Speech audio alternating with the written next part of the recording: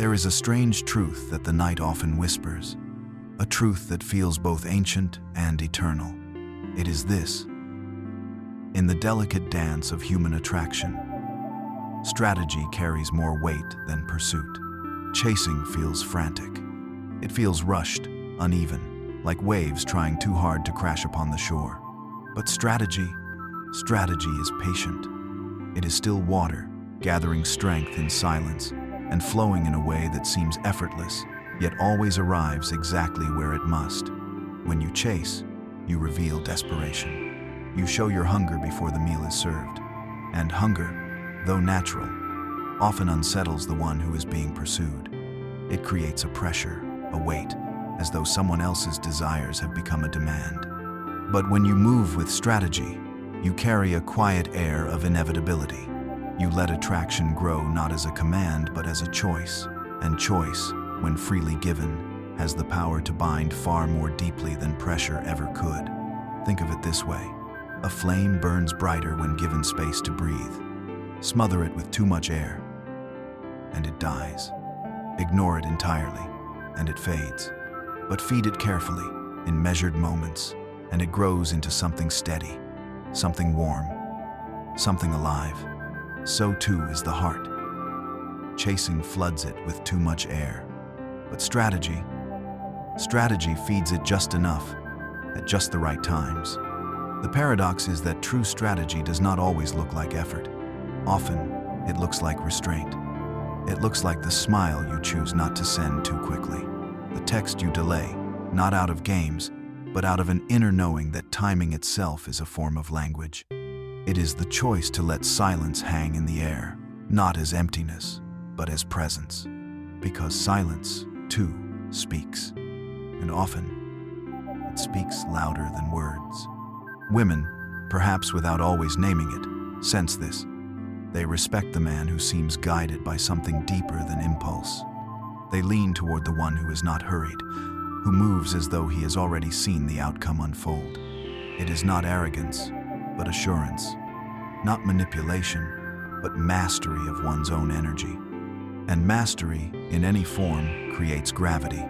So, if you ever wonder why chasing feels hollow, and why your effort goes unnoticed, it is because chasing is noisy.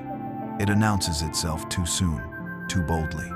Strategy, on the other hand, is quiet thunder. It is the seed beneath the soil, unseen yet inevitable. And when it finally breaks the surface, it feels less like pursuit and more like destiny. In the end, attraction is less about speed and more about alignment. When you move with strategy, you are not forcing connection. You are allowing it to bloom in its own rhythm. And that rhythm is always more powerful than any chase.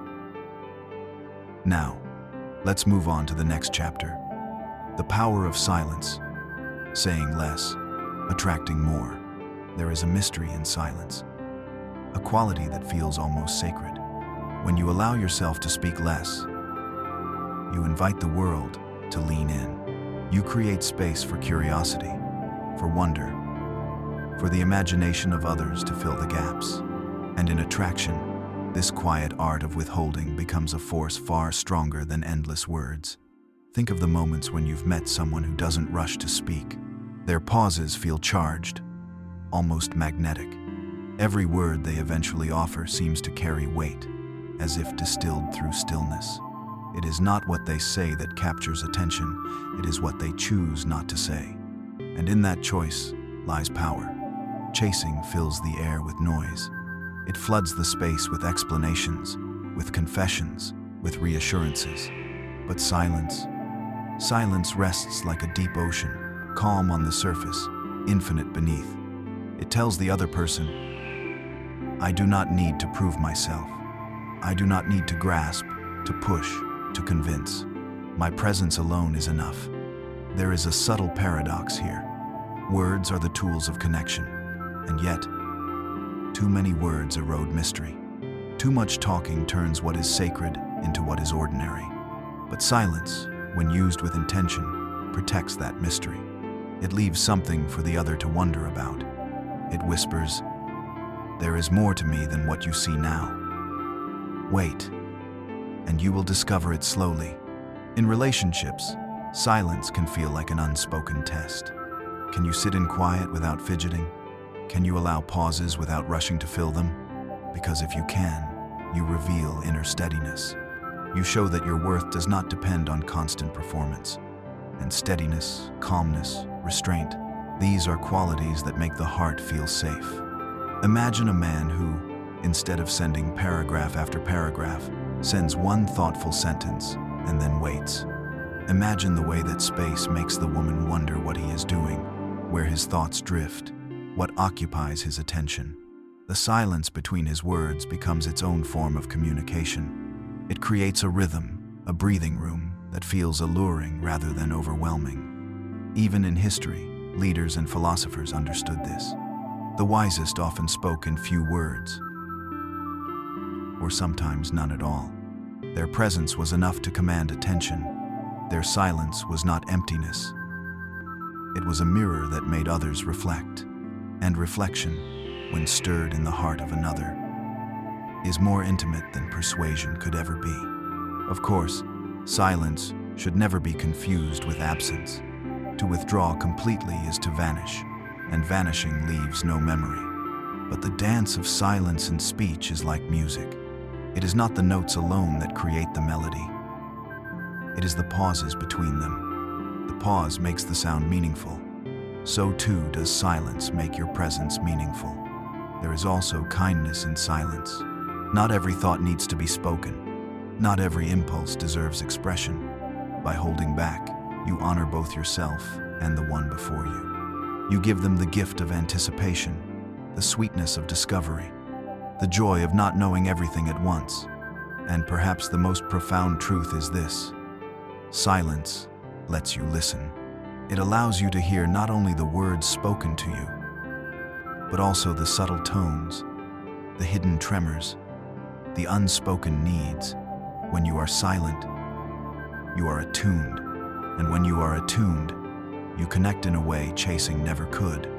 So, when the urge arises to explain yourself, to speak quickly, to prove your worth through noise, remember, silence already proves it.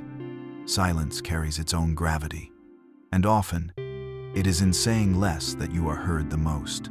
Now, let's move on to the next chapter: how mystery outshines constant availability. There is something timeless about mystery. It has always drawn us, like the moon pulling at the tide, like shadows that make the light seem more vivid. Mystery is not absence. It is presence, wrapped in depth. It is the quiet suggestion that there is more to be uncovered, more hidden beneath the surface than what is immediately revealed. And in the realm of attraction, mystery often outshines the bright, restless energy of constant availability. When you make yourself too present, too reachable, too easy to access, you strip away the gift of curiosity. You give everything at once, and in giving too much, too quickly, you leave nothing for the imagination to wander toward. Availability can be comforting, yes, but too much of it dulls desire. The heart yearns not for what it already has, but for what it feels it is still discovering. Think about the stories you love, the books that stay with you, the films that haunt your thoughts. It is not the ones that tell you everything in the first scene. It is the ones that leave gaps, that weave questions into every chapter, that show you just enough to pull you along. So too is the human spirit in attraction. We do not fall in love with explanations. We fall in love with wonder. To be mysterious does not mean to be secretive, nor to be cold.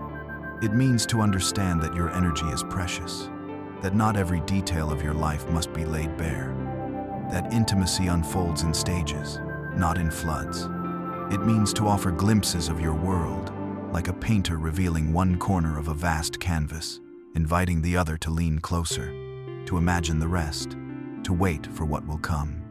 When you are constantly available, always answering instantly, always present at every moment, you train the other person to believe that your time holds little weight. If you are always there, then where is the value in your presence?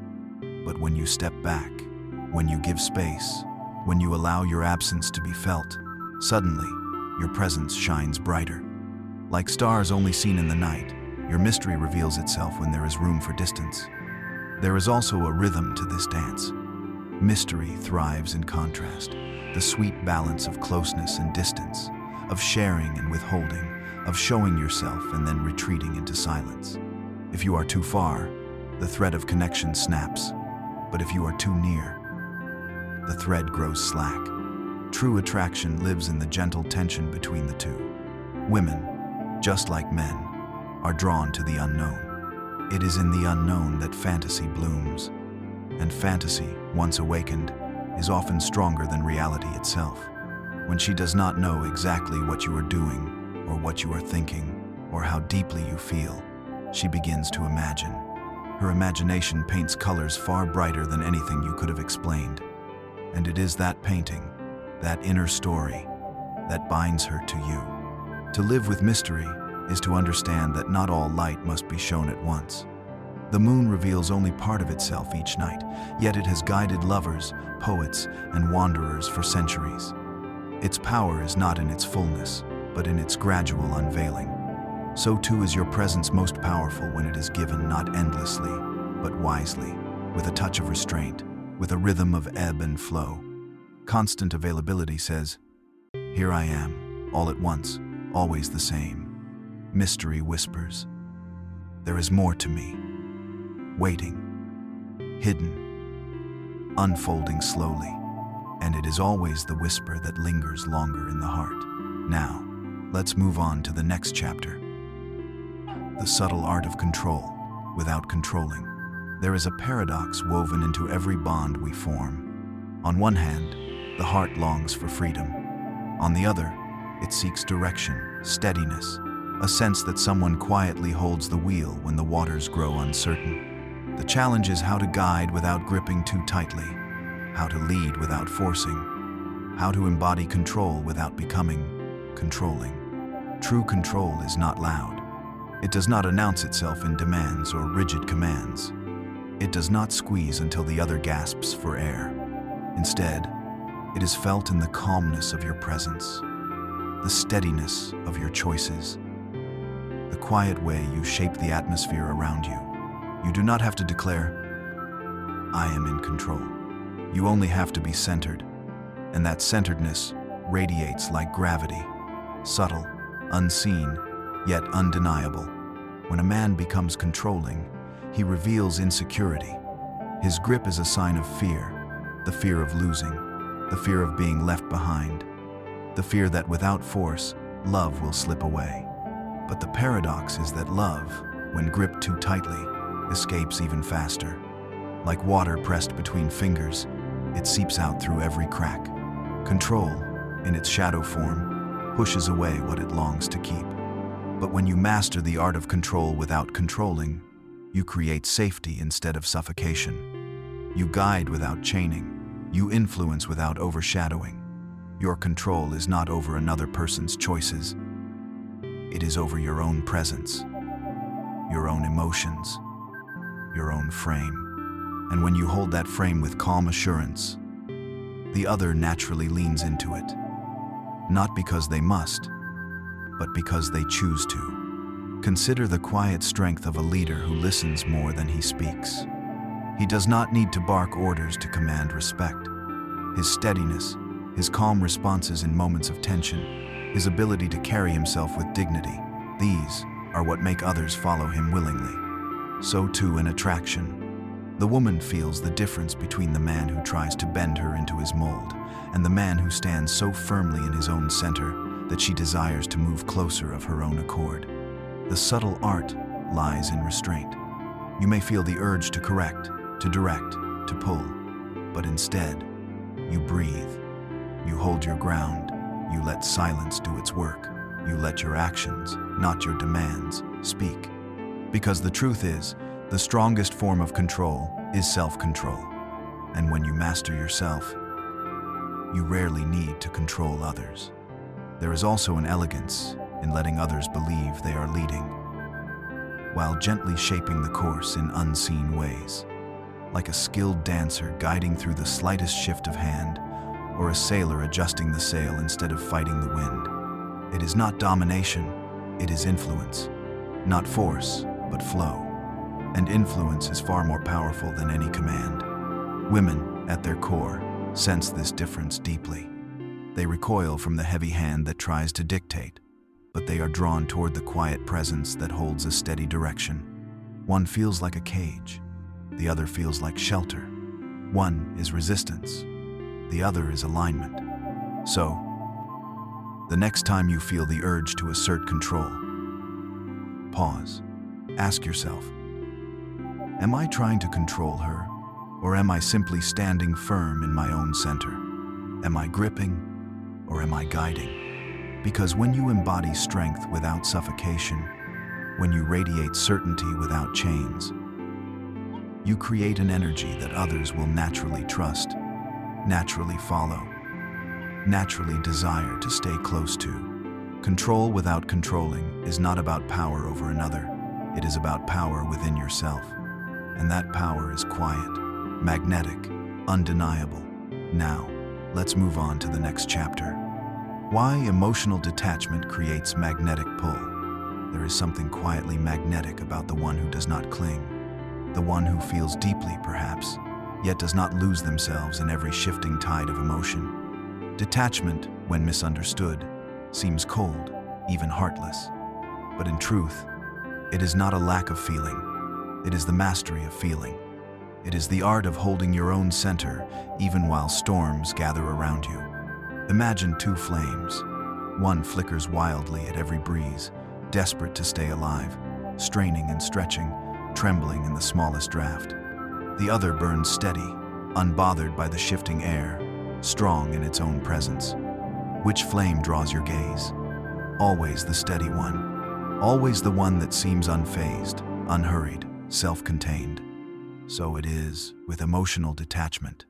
When you do not react to every slight, when you do not rush to prove your worth, when you can stay calm in the face of uncertainty, you radiate strength. And strength, quiet strength, creates attraction. Because beneath every human heart is a longing for stability, for someone who does not crumble at the first sign of resistance. Detachment does not mean you feel nothing. It means you are not owned by what you feel. You can love without losing yourself. You can desire without needing. You can give without grasping. And in this space, love breathes freely. It is not suffocated by desperation, not weighed down by demand. Think of how often attraction fades when someone becomes too dependent, too anxious, too consumed by fear of loss. Their emotions spill over, flooding the space, drowning the spark. But the one who carries detachment brings air into the fire. They offer room for longing to grow naturally, for curiosity to flourish, for desire to remain alive. This is why emotional detachment feels magnetic. It is rare. Most people cling. Most people grasp. Most people reveal their fear too quickly. But when you step back, when you show that your sense of self is not bound entirely to the other, you become something different, something intriguing, something worth chasing. There is another paradox here. The more detached you are, the more space you create for closeness. Because closeness, true closeness, can only exist when it is chosen freely, not demanded. When you do not grip too tightly, the other feels safe to lean in. They know they will not be trapped, so they choose to stay. They know they can breathe, so they draw nearer. Women, perhaps unconsciously, respect this energy. They feel the difference between a man who needs them to complete him and a man who is already whole, already steady, already lit from within. One asks to be carried. The other offers to walk alongside. And the latter, always, inspires more trust, more attraction, more desire. Emotional detachment is not an absence of passion. It is passion anchored. It is desire grounded in choice, not in fear. It is the freedom to love deeply, without being destroyed if love changes its shape. And in that freedom, you create a magnetic pull. Because people are drawn to those who cannot be shaken, who carry fire without being consumed by it. So, if you wish to understand why emotional detachment matters, look to the sea. Waves crash, foam rises, winds howl, but the deep ocean beneath remains steady, unmoved. The surface may be restless, but the depths are calm. And it is in those depths, not the surface, where true power resides. Now, let's move on to the next chapter. Why first impressions decide everything. There is a saying that we never get a second chance to make a first impression. And while the words may feel simple, the truth they carry runs deep into the fabric of attraction, of trust, of how people choose to open their hearts. The first impression is not just a moment, it is a silent decision. It is the instant where someone's spirit whispers yes or no. Think about how quickly your own instincts form around others. A stranger enters the room, and before they speak, before they even glance at you, something inside begins to stir. You notice posture, rhythm, the way they carry their presence. You notice whether they enter as though they belong or as though they are asking permission. And from that very moment, a story begins to write itself in your mind. This story is hard to erase because the first stroke of the brush shapes the entire painting. First impressions matter because they bypass logic. They reach directly into instinct, into the ancient parts of us that once had to decide in seconds whether someone was safe or dangerous, leader or follower, friend or rival. Our bodies still listen to these instincts, even if our words try to explain them away. And attraction, at its core, is instinct woven with mystery. When you meet a woman for the first time, your presence speaks louder than your voice. Your tone, your calmness, the steadiness of your eyes. All of these write silently upon her memory. If you enter rushed, desperate, eager to prove yourself, the impression you give is one of grasping, of imbalance. But if you enter slowly, grounded, as though you carry no need to prove, as though the world already recognizes your worth, you paint a very different picture. And the paradox is this: once that first impression is made, every moment that follows bends itself around it. If she feels curiosity, then even your flaws are softened, viewed through the lens of intrigue. If she feels disinterest, then even your strengths may be ignored, seen as irrelevant to her heart. The first impression sets the lens, and the lens colors everything. Think of it like music. The opening notes decide the mood of the entire song. A song that begins with softness pulls you into quiet reflection. A song that begins with thunder shakes you before a single lyric is sung. So too does your first impression set the rhythm of connection. This is why self-mastery matters more than clever lines or rehearsed charm. You do not need perfect words. You need grounded presence. You need calm assurance that you are enough, even in silence. Because presence is remembered far longer than words. There is something haunting about the memory of a first meeting. Sometimes, years later, people cannot recall the exact details of conversations, but they can recall how the other made them feel in that very first instant. Was it safe? Was it magnetic? Was it overwhelming? Was it forgettable? The memory of that first impression lingers like a fragrance, unseen yet unforgettable. So, why do first impressions decide everything? Because they are the seed. And once a seed is planted, it grows roots deep into the soil of perception. The tree that blooms may bend and sway, but it always grows from that first seed. And if the seed is strong, the tree will last. Now, let's move on to the next chapter. The confidence illusion. Acting before you feel it. Confidence is one of those mysteries that often feels unreachable.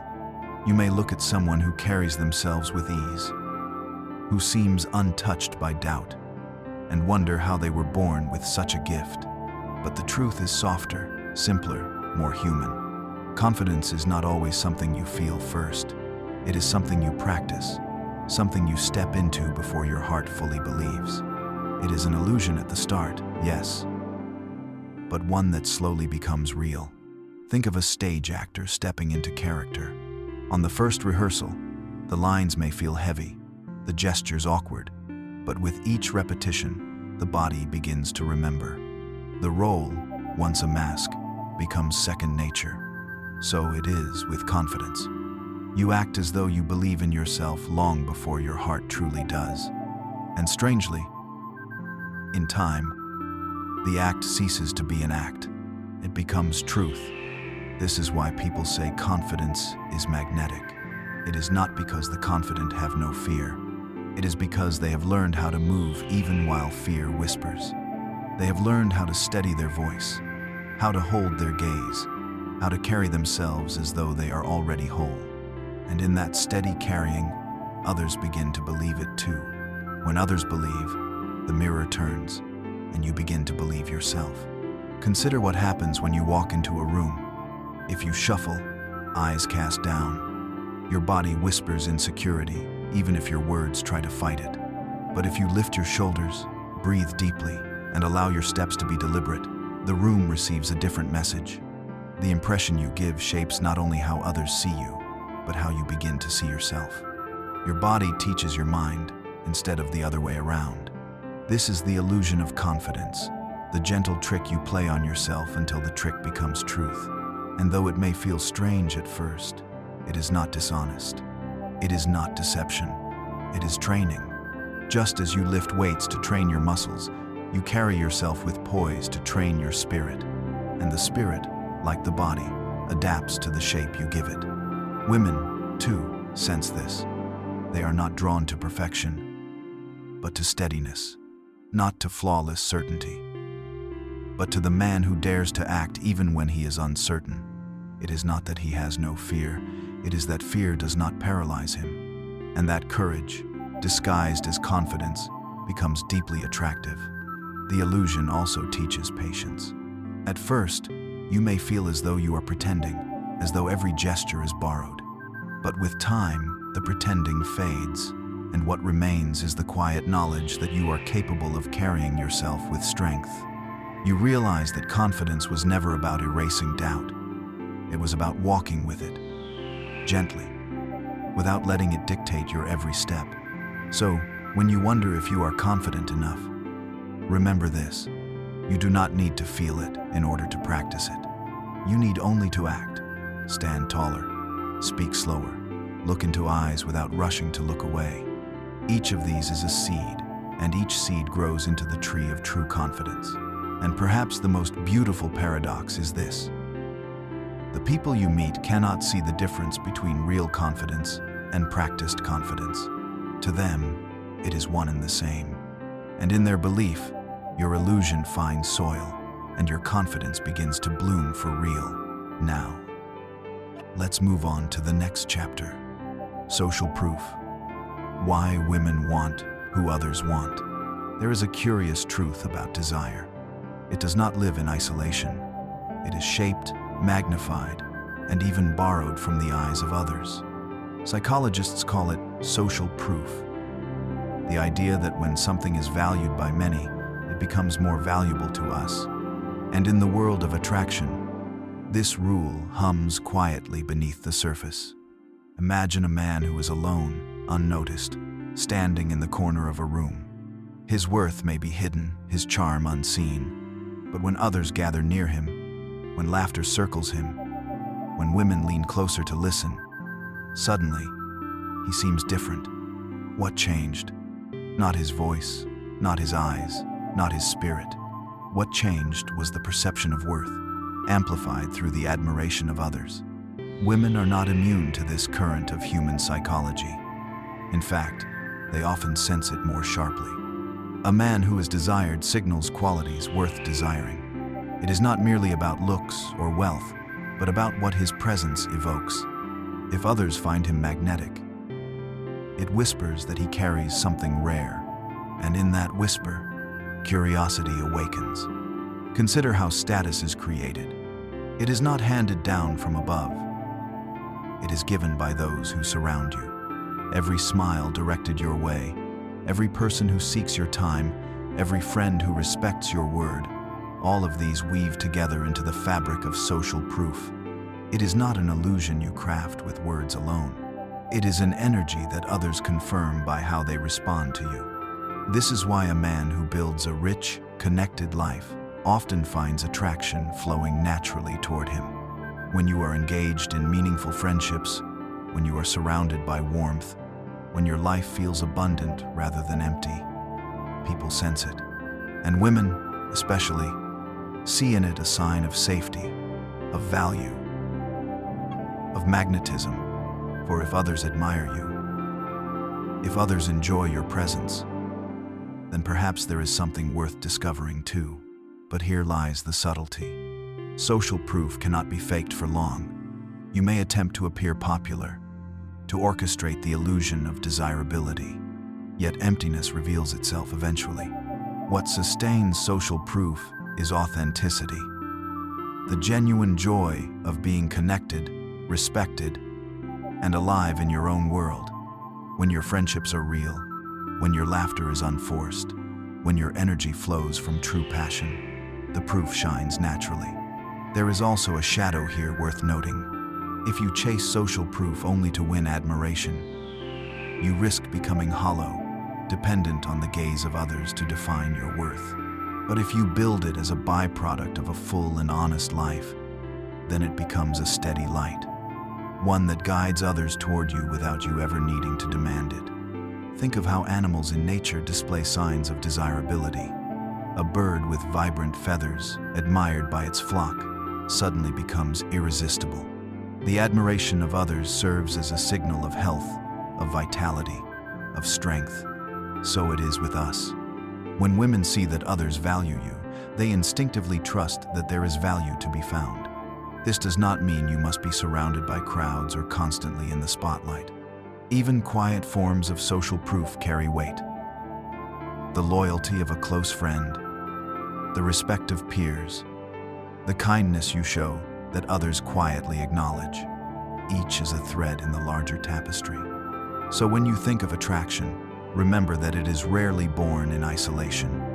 It is amplified, reflected, echoed in the eyes of others. And the more you nurture your life with rich connections, the more naturally this proof begins to shine. In the end, women are drawn not simply to the man himself, but to the man as he exists within the world, valued, respected, and admired. And in that reflection, desire deepens. Now, let's move on to the next chapter, the status effect. Building aura. Without bragging, there is a strange paradox in the way human beings perceive status. Those who speak endlessly of their worth rarely appear worthy.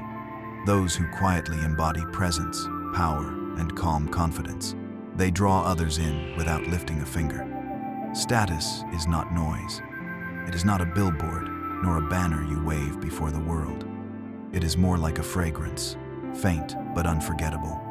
It travels invisibly. It lingers.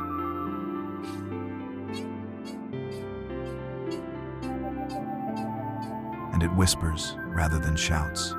Think of a mountain. The mountain does not tell you it is tall. It does not need to. Its stillness, its immovable stance against the horizon, says everything. That is the essence of building an aura without bragging. People are drawn to those who radiate quiet certainty, the kind of certainty that does not require constant validation. When you are at peace with who you are, when you carry yourself with calm discipline, when you choose silence over unnecessary words, you create a field of gravity. Others sense it. Others lean toward it.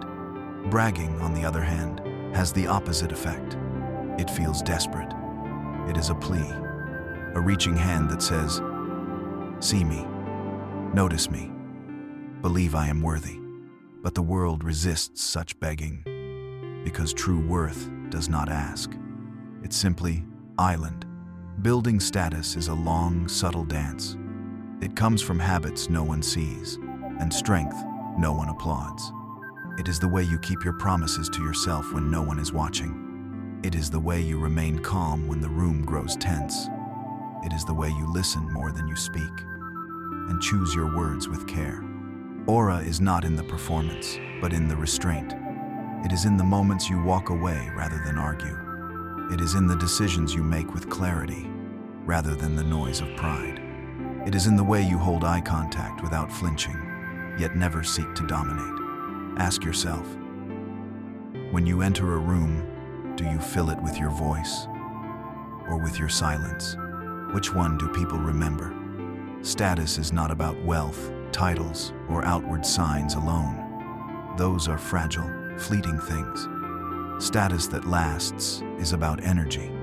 It is about the patience to be the calmest person in the storm. It is about the dignity of not explaining yourself unnecessarily. It is about knowing your worth without rehearsing it in front of others.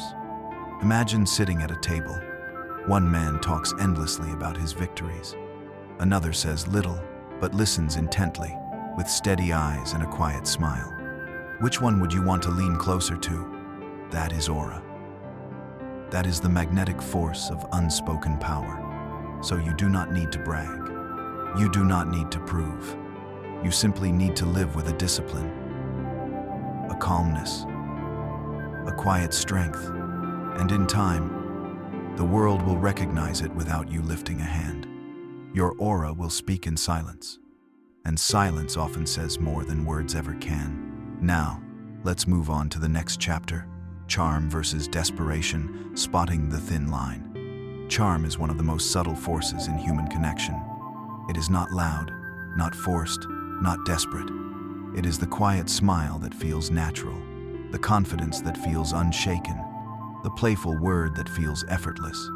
Charm flows like water, smooth, refreshing, never begging for attention, yet impossible to ignore. Desperation, however, wears the same clothes, but moves differently. It tries too hard. It clings to words, repeats gestures, and hopes for validation in every glance. It is charm stripped of ease, a performance that reveals its nervous rehearsal. The line between charm and desperation is thin, but clear to the heart. Charm comes from abundance, from the feeling that you are enough, that your presence is a gift, that you have nothing to prove. Desperation comes from scarcity, the gnawing hunger that whispers, "If they don't like me, I am nothing." Think of two voices. One speaks softly, yet carries weight. The other speaks loudly, but the echoes fade quickly. Charm is the first voice, grounded and steady. Desperation is the second, scattered and hollow. Charm is playful teasing, not needy clinging. It is interest without possession, attention without obsession. It is the art of leaving space, of giving the other person room to breathe, to lean in if they choose. Desperation does the opposite. It crowds, it suffocates, it rushes. It leaves no room for mystery, because it wants answers now, reassurance now, affection now. Charm is slow. Desperation is hurried. Charm trusts the moment to unfold. Desperation tries to control it, shape it, bend it to its will. And yet, many confuse the two. They believe that intensity is passion, that over-attention is love, that constant chasing is devotion. But true attraction does not need to chase. It invites. It leaves trails of curiosity, small glimpses, a rhythm of closeness and distance that keeps the spark alive. Charm is the gentle confidence of leaning back, knowing the world will lean forward. Desperation is leaning too far forward until balance is lost. Ask yourself, are you smiling because you enjoy the moment, or because you need approval? Are your words flowing because you feel inspired, or because you fear silence? These are the questions that reveal which side of the line you walk. To be charming is not to force laughter, or to impress with every sentence. It is to be at ease with yourself, to be playful without expectation, to know that your worth does not depend on another's response. Charm is freedom. Desperation is captivity. So, the secret is simple yet profound. Let go of the need to be liked, and you become infinitely more likable. Stop chasing, and others begin to follow. Trust yourself, and charm will rise naturally from the space where desperation once lived. Now, let's move on to the next chapter. Why attention is your strongest currency. Attraction is not built on looks alone, nor on wealth, nor even on words. Its hidden foundation is attention. Attention is the silent currency of human connection, and those who know how to give and withdraw it wisely hold the greatest power. When you offer someone your attention, you are telling them they matter, not through gifts, not through flattery, but through presence. In a world where most people scroll endlessly, half listen, and barely look up, real attention is rare. And what is rare always feels valuable. But here lies the delicate balance. Too much attention, given too quickly, loses its worth. It floods the other person until they drown in it, and instead of feeling desired, they feel trapped. Too little attention, and the spark fades before it can even ignite. The game, then, is balance. Attention given, then gently pulled away. Moments of warmth, followed by moments of mystery. It is the rhythm of closeness and distance that creates tension. And tension is the birthplace of attraction. Think of a flame. Feed it too much fuel at once, and it burns out in a violent burst. Starve it completely, and it dies in silence. But give it just enough, in rhythm, and it glows steadily, pulling eyes toward its light. That is how attention works in love. Notice how powerful people move. They do not give all of themselves immediately. They offer glimpses, pauses, moments of silence that draw others in. Their attention is never desperate. It is selective, precise, almost like art. And because they do not give it away carelessly, it feels precious when you finally receive it. Attention is strongest when it feels like a choice, not a need. When you give it not to win approval, but because you truly want to. That's when it carries weight. That's when it says, I see you. I choose to focus on you. And that makes you special. But remember, attention is not only about the other person. It is also about yourself. If all your focus is outward, you lose center. When part of your attention remains inward, rooted in your own self-worth, you project balance. You show that you can give deeply, but you are never emptied. To master attraction, learn this. Don't flood with attention, and don't starve with neglect. Give enough to spark warmth, then step back to let curiosity grow. Attention, when handled with care, becomes a magnet, pulling people toward you without you ever having to chase. Now, let's move on to the next chapter. The push-pull technique women can't resist. Attraction, at its core, is not built in straight lines. It's not a constant stream of praise or a never-ending flow of attention. Instead, it lives in contrasts. It thrives in tension, in rhythm, in the dance of uncertainty that keeps two people magnetically drawn to each other. And one of the most powerful ways to create this effect is through the push-pull technique. So, what does push-pull really mean? Think of it as emotional choreography. The push is when you step back, when you introduce challenge, when you create space. It's when you withhold just enough to spark curiosity. The pull is when you lean in, when you offer warmth, when you reveal genuine interest. It's the soft counterpoint to the push, the reassurance after the tease. When combined, these two create a dynamic flow of energy that keeps the mind alert and the heart intrigued. Picture this moment. You tease her playfully, hinting at a challenge, making her laugh but also making her wonder. That's the push. But before the distance grows too wide, you let your smile soften, your tone warm, and you drop a sincere compliment that makes her feel seen. That's the pull. Together, those two movements build an experience that is far more powerful than either on its own. Why does this work so well? Because human psychology is wired to crave unpredictability. When something is too certain, too predictable, it loses its flavor. Always being nice, always being available, always giving more without contrast. It feels safe, but it also feels flat. What ignites attraction is the spark of the unknown, the little dose of unpredictability that keeps her guessing. What's next?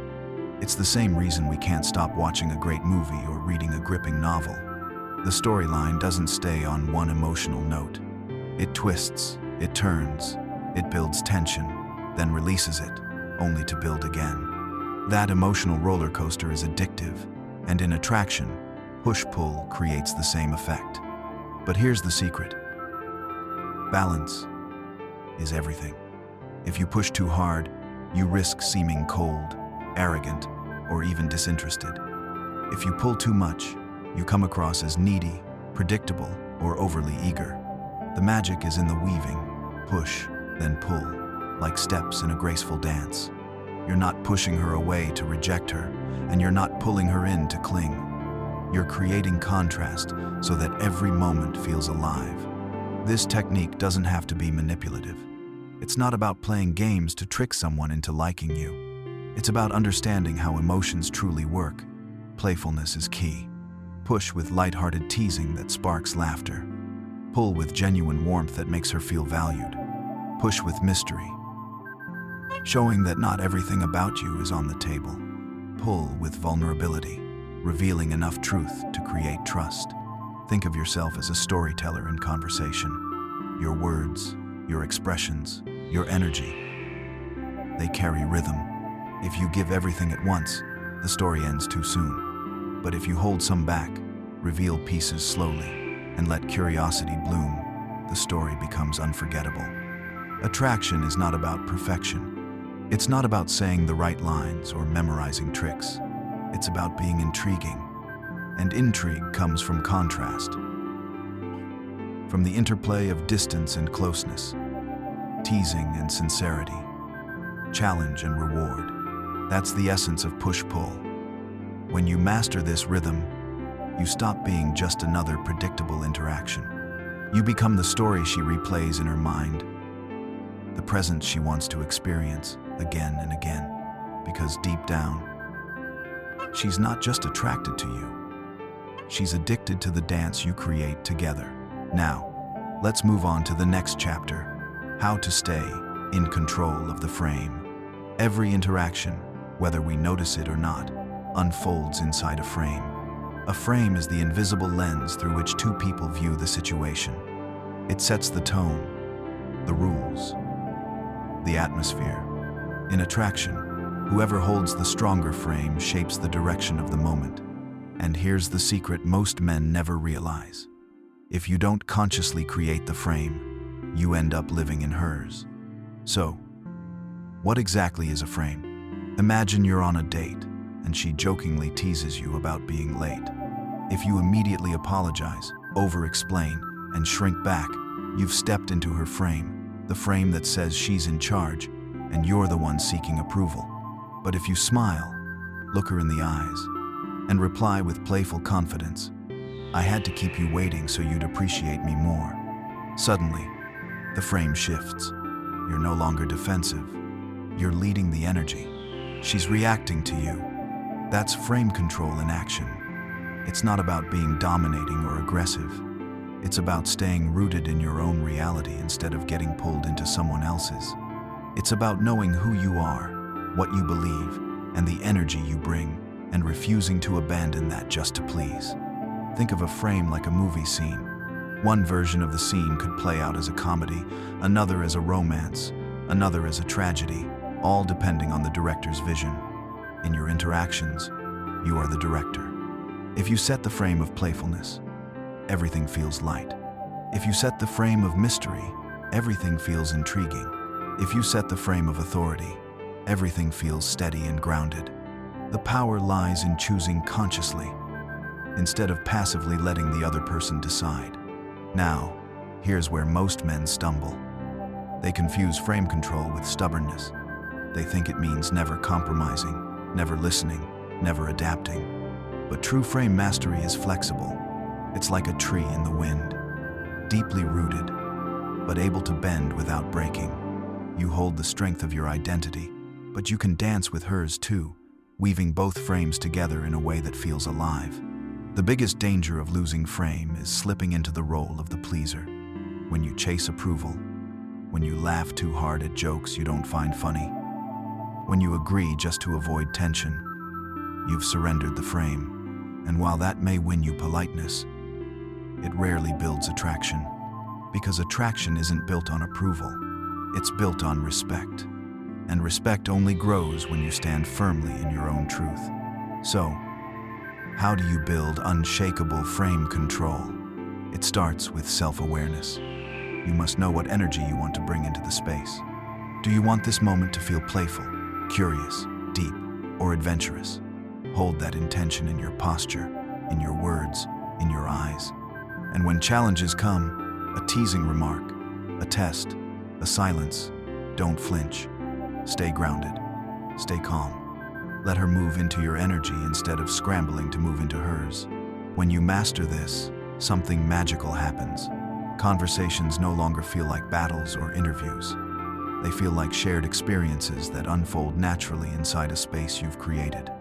You're not chasing validation. You're offering an atmosphere, one she wants to stay inside because it feels exciting, safe, and real. At the heart of it, frame control is not about overpowering.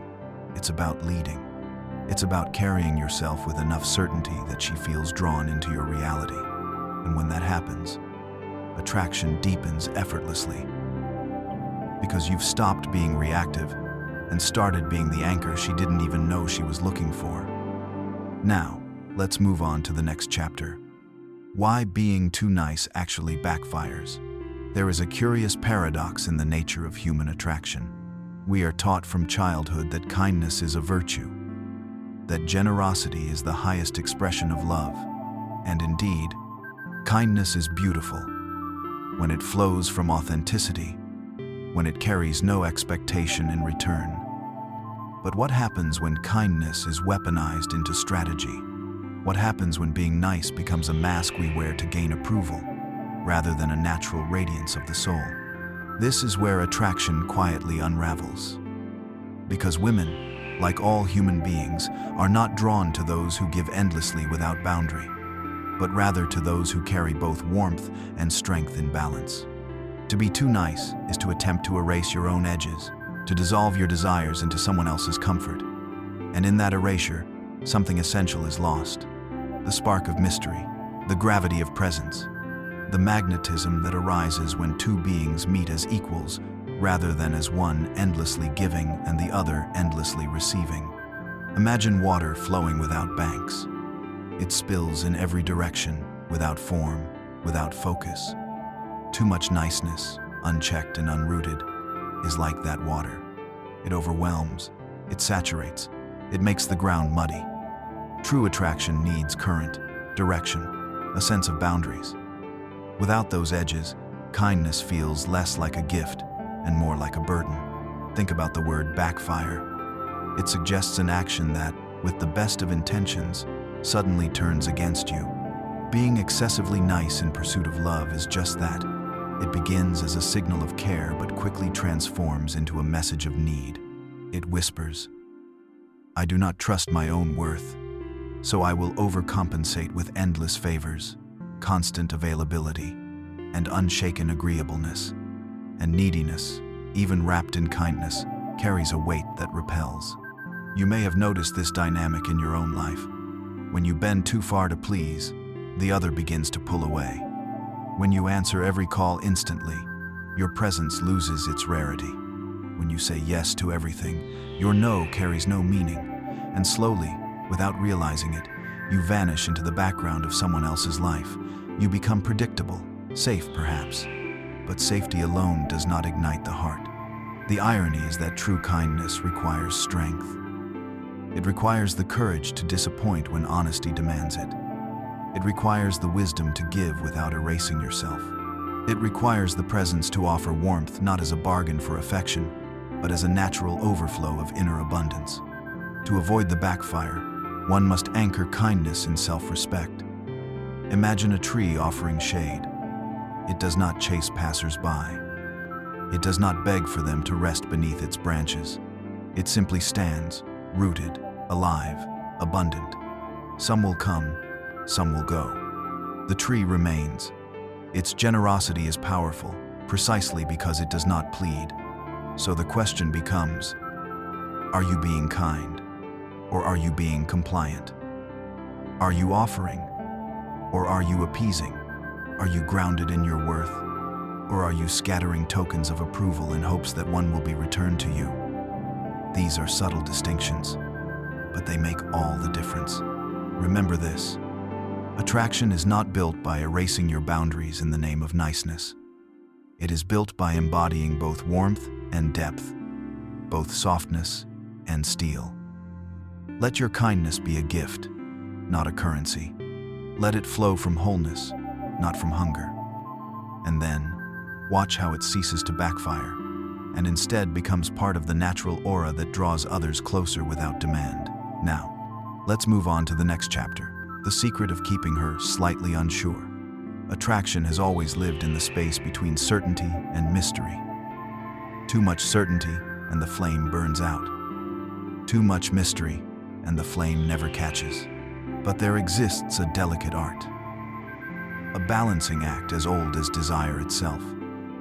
The art of leaving just enough uncertainty to keep the heart awake. When she knows everything, what you'll say, how you'll react, where you'll be, her imagination falls asleep. And when the imagination sleeps, attraction drifts into routine, into comfort without thrill. But when she knows much, yet not everything, a quiet fire begins to stir. Questions form. She wonders. She leans in, curious, alert. This is not about playing cruel games. It is not about deception or manipulation. It is about understanding that attraction feeds on curiosity, the way a flame feeds on oxygen. Certainty provides safety. Uncertainty provides excitement. And together, they weave the strange paradox we call chemistry. Think of a novel you could not put down. It gripped you because, at the end of each chapter, a small piece was left unsaid. Your mind filled the silence with anticipation. Human connection works in the same way. When you reveal too much too soon, every thought, every feeling, every plan, you leave no space for discovery. But when you allow pauses, when you hold back a little, when you keep certain pieces for later, you create an unfolding story, and she becomes a willing reader, turning each page with hunger. To keep her slightly unsure is to dance with timing. It is to know when to answer quickly and when to delay. It is to know when to be fully present and when to step back, leaving a trace of your absence that makes your presence more valuable. It is to give just enough that she feels wanted, yet not so much that she feels certain she has nothing left to uncover. There is power in not being predictable. Predictability dulls, unpredictability enlivens.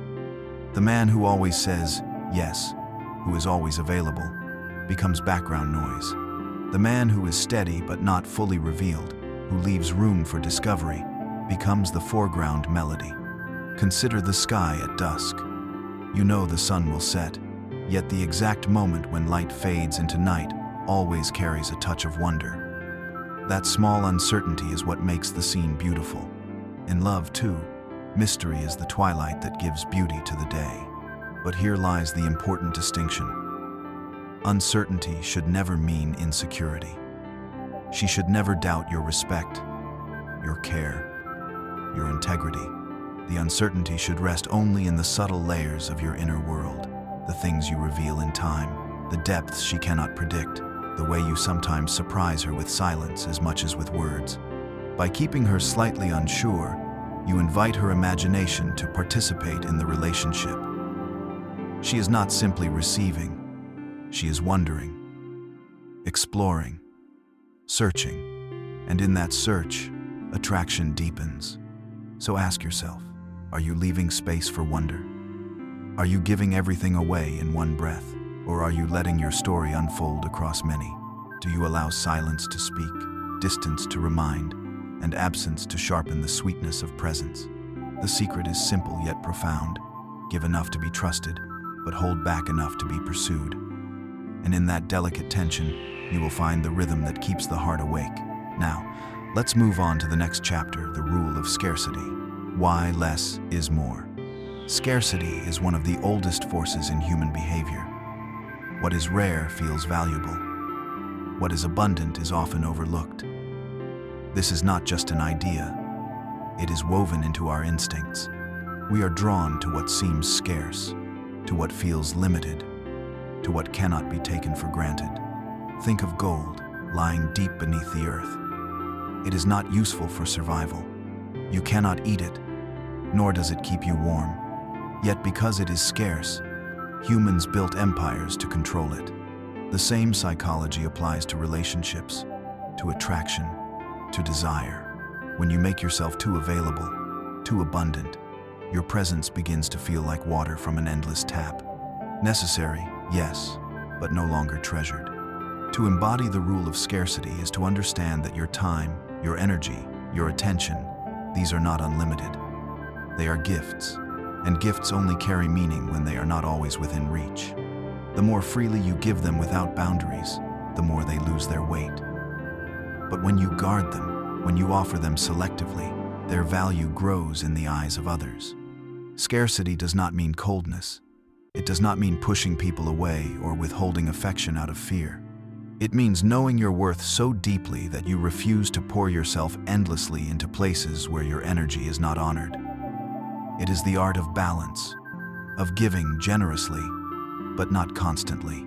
In love, when you are too available, she stops leaning forward.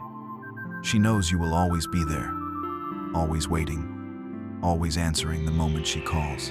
There is no chase, no wonder, no urgency. But when your life is full of purpose, of goals, of passions beyond her, then your presence becomes precious. She must earn it. She must value it. And in that effort, attraction deepens. Think of a rare flower that blooms only once a year. People travel far to witness it because its beauty is not guaranteed. Now imagine a flower that blooms every day, in every field. Lovely, yes, but ordinary. This is the difference scarcity creates. Scarcity also builds respect. When you do not give your attention to everyone, when you do not waste your time on trivialities, people learn to approach you with care. They sense that your yes means something because it is not automatic.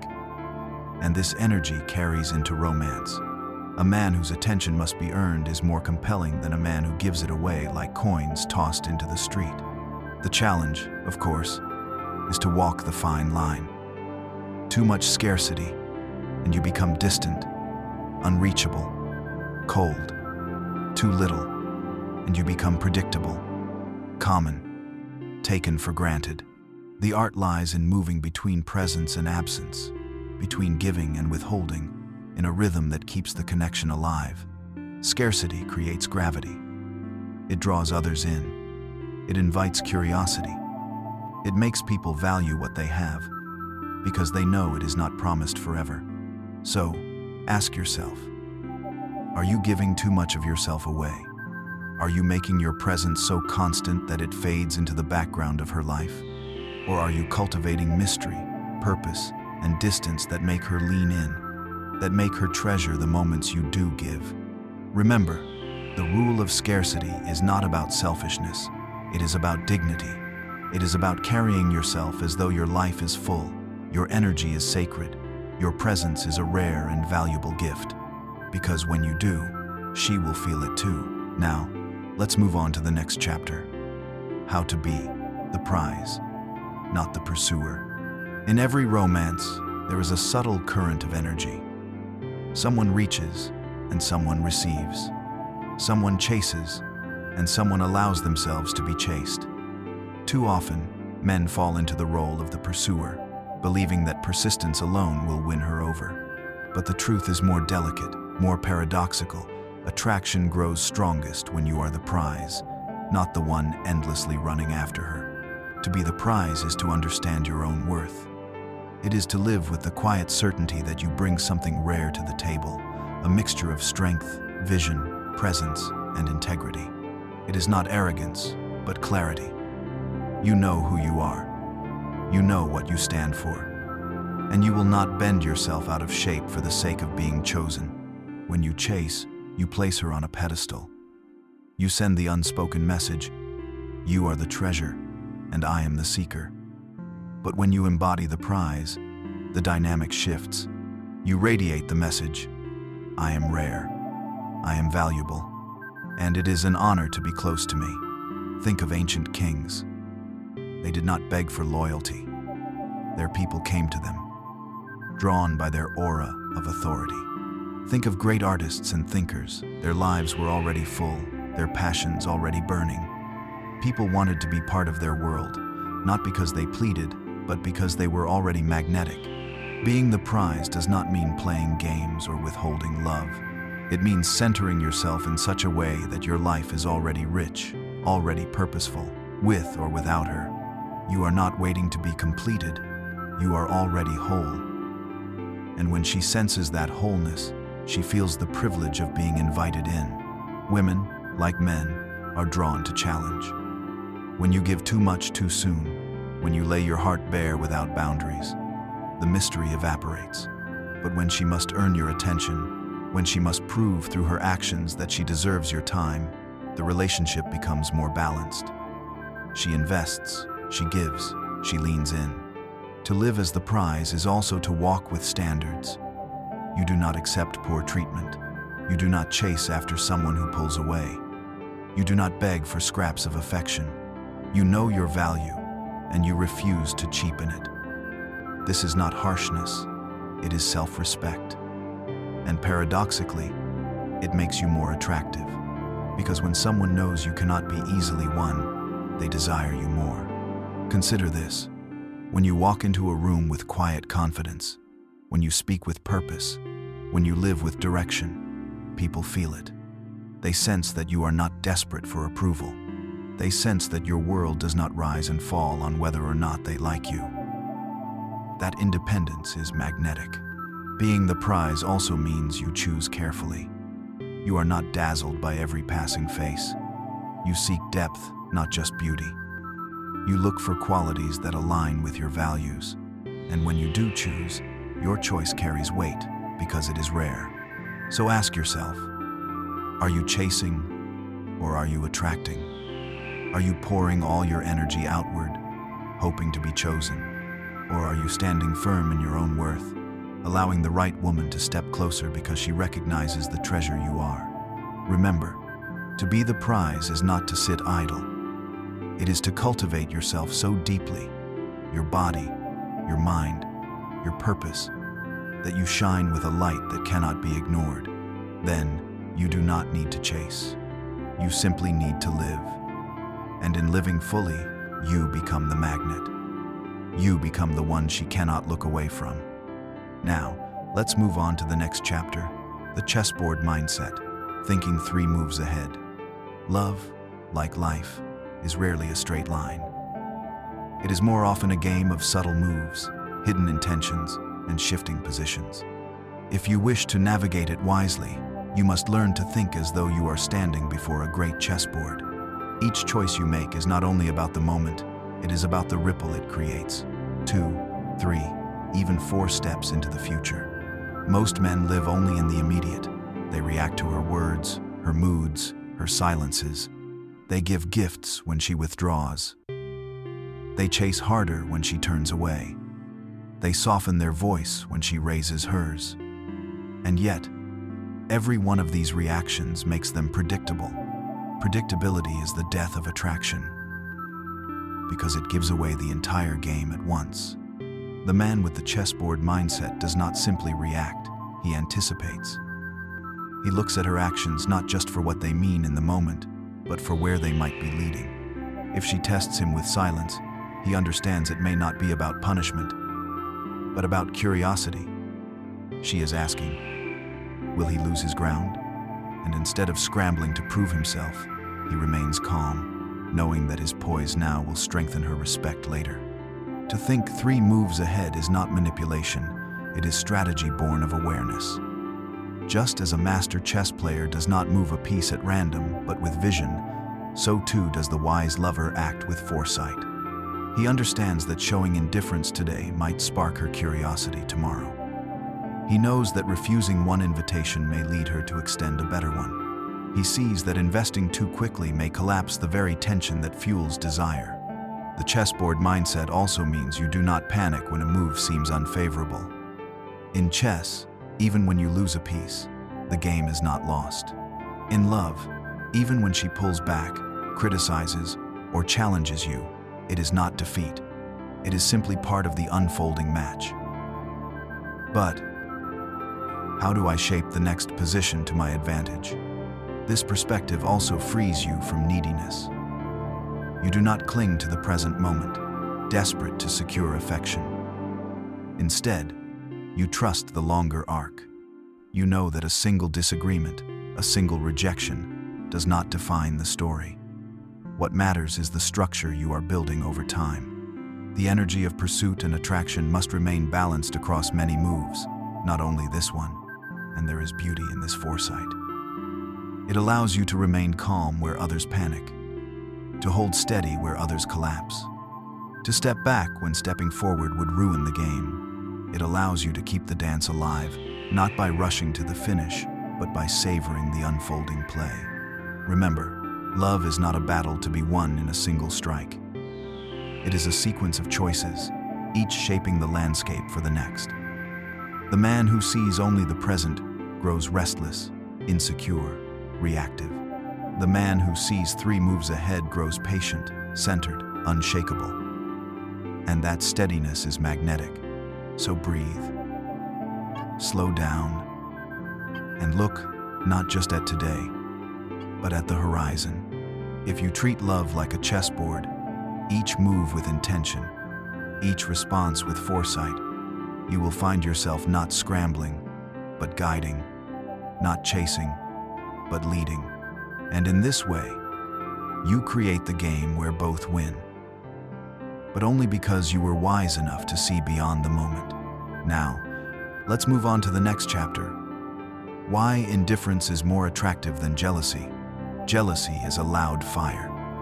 It burns quickly, consuming everything around it. Trust, calm, and the delicate balance of attraction. It shows itself in sharp words, in restless glances, in the constant questioning of loyalty. And though some believe jealousy is proof of love, it often becomes proof of fear. It tells her not that you value her, but that you doubt yourself. Indifference, however, is quiet strength. It does not mean you do not care.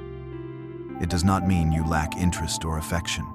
Instead, it means you do not lose yourself in the storm of comparison or competition. When another man enters the room, when she speaks of old friends or shares a laugh with someone new, jealousy makes you tighten, frown, or bristle.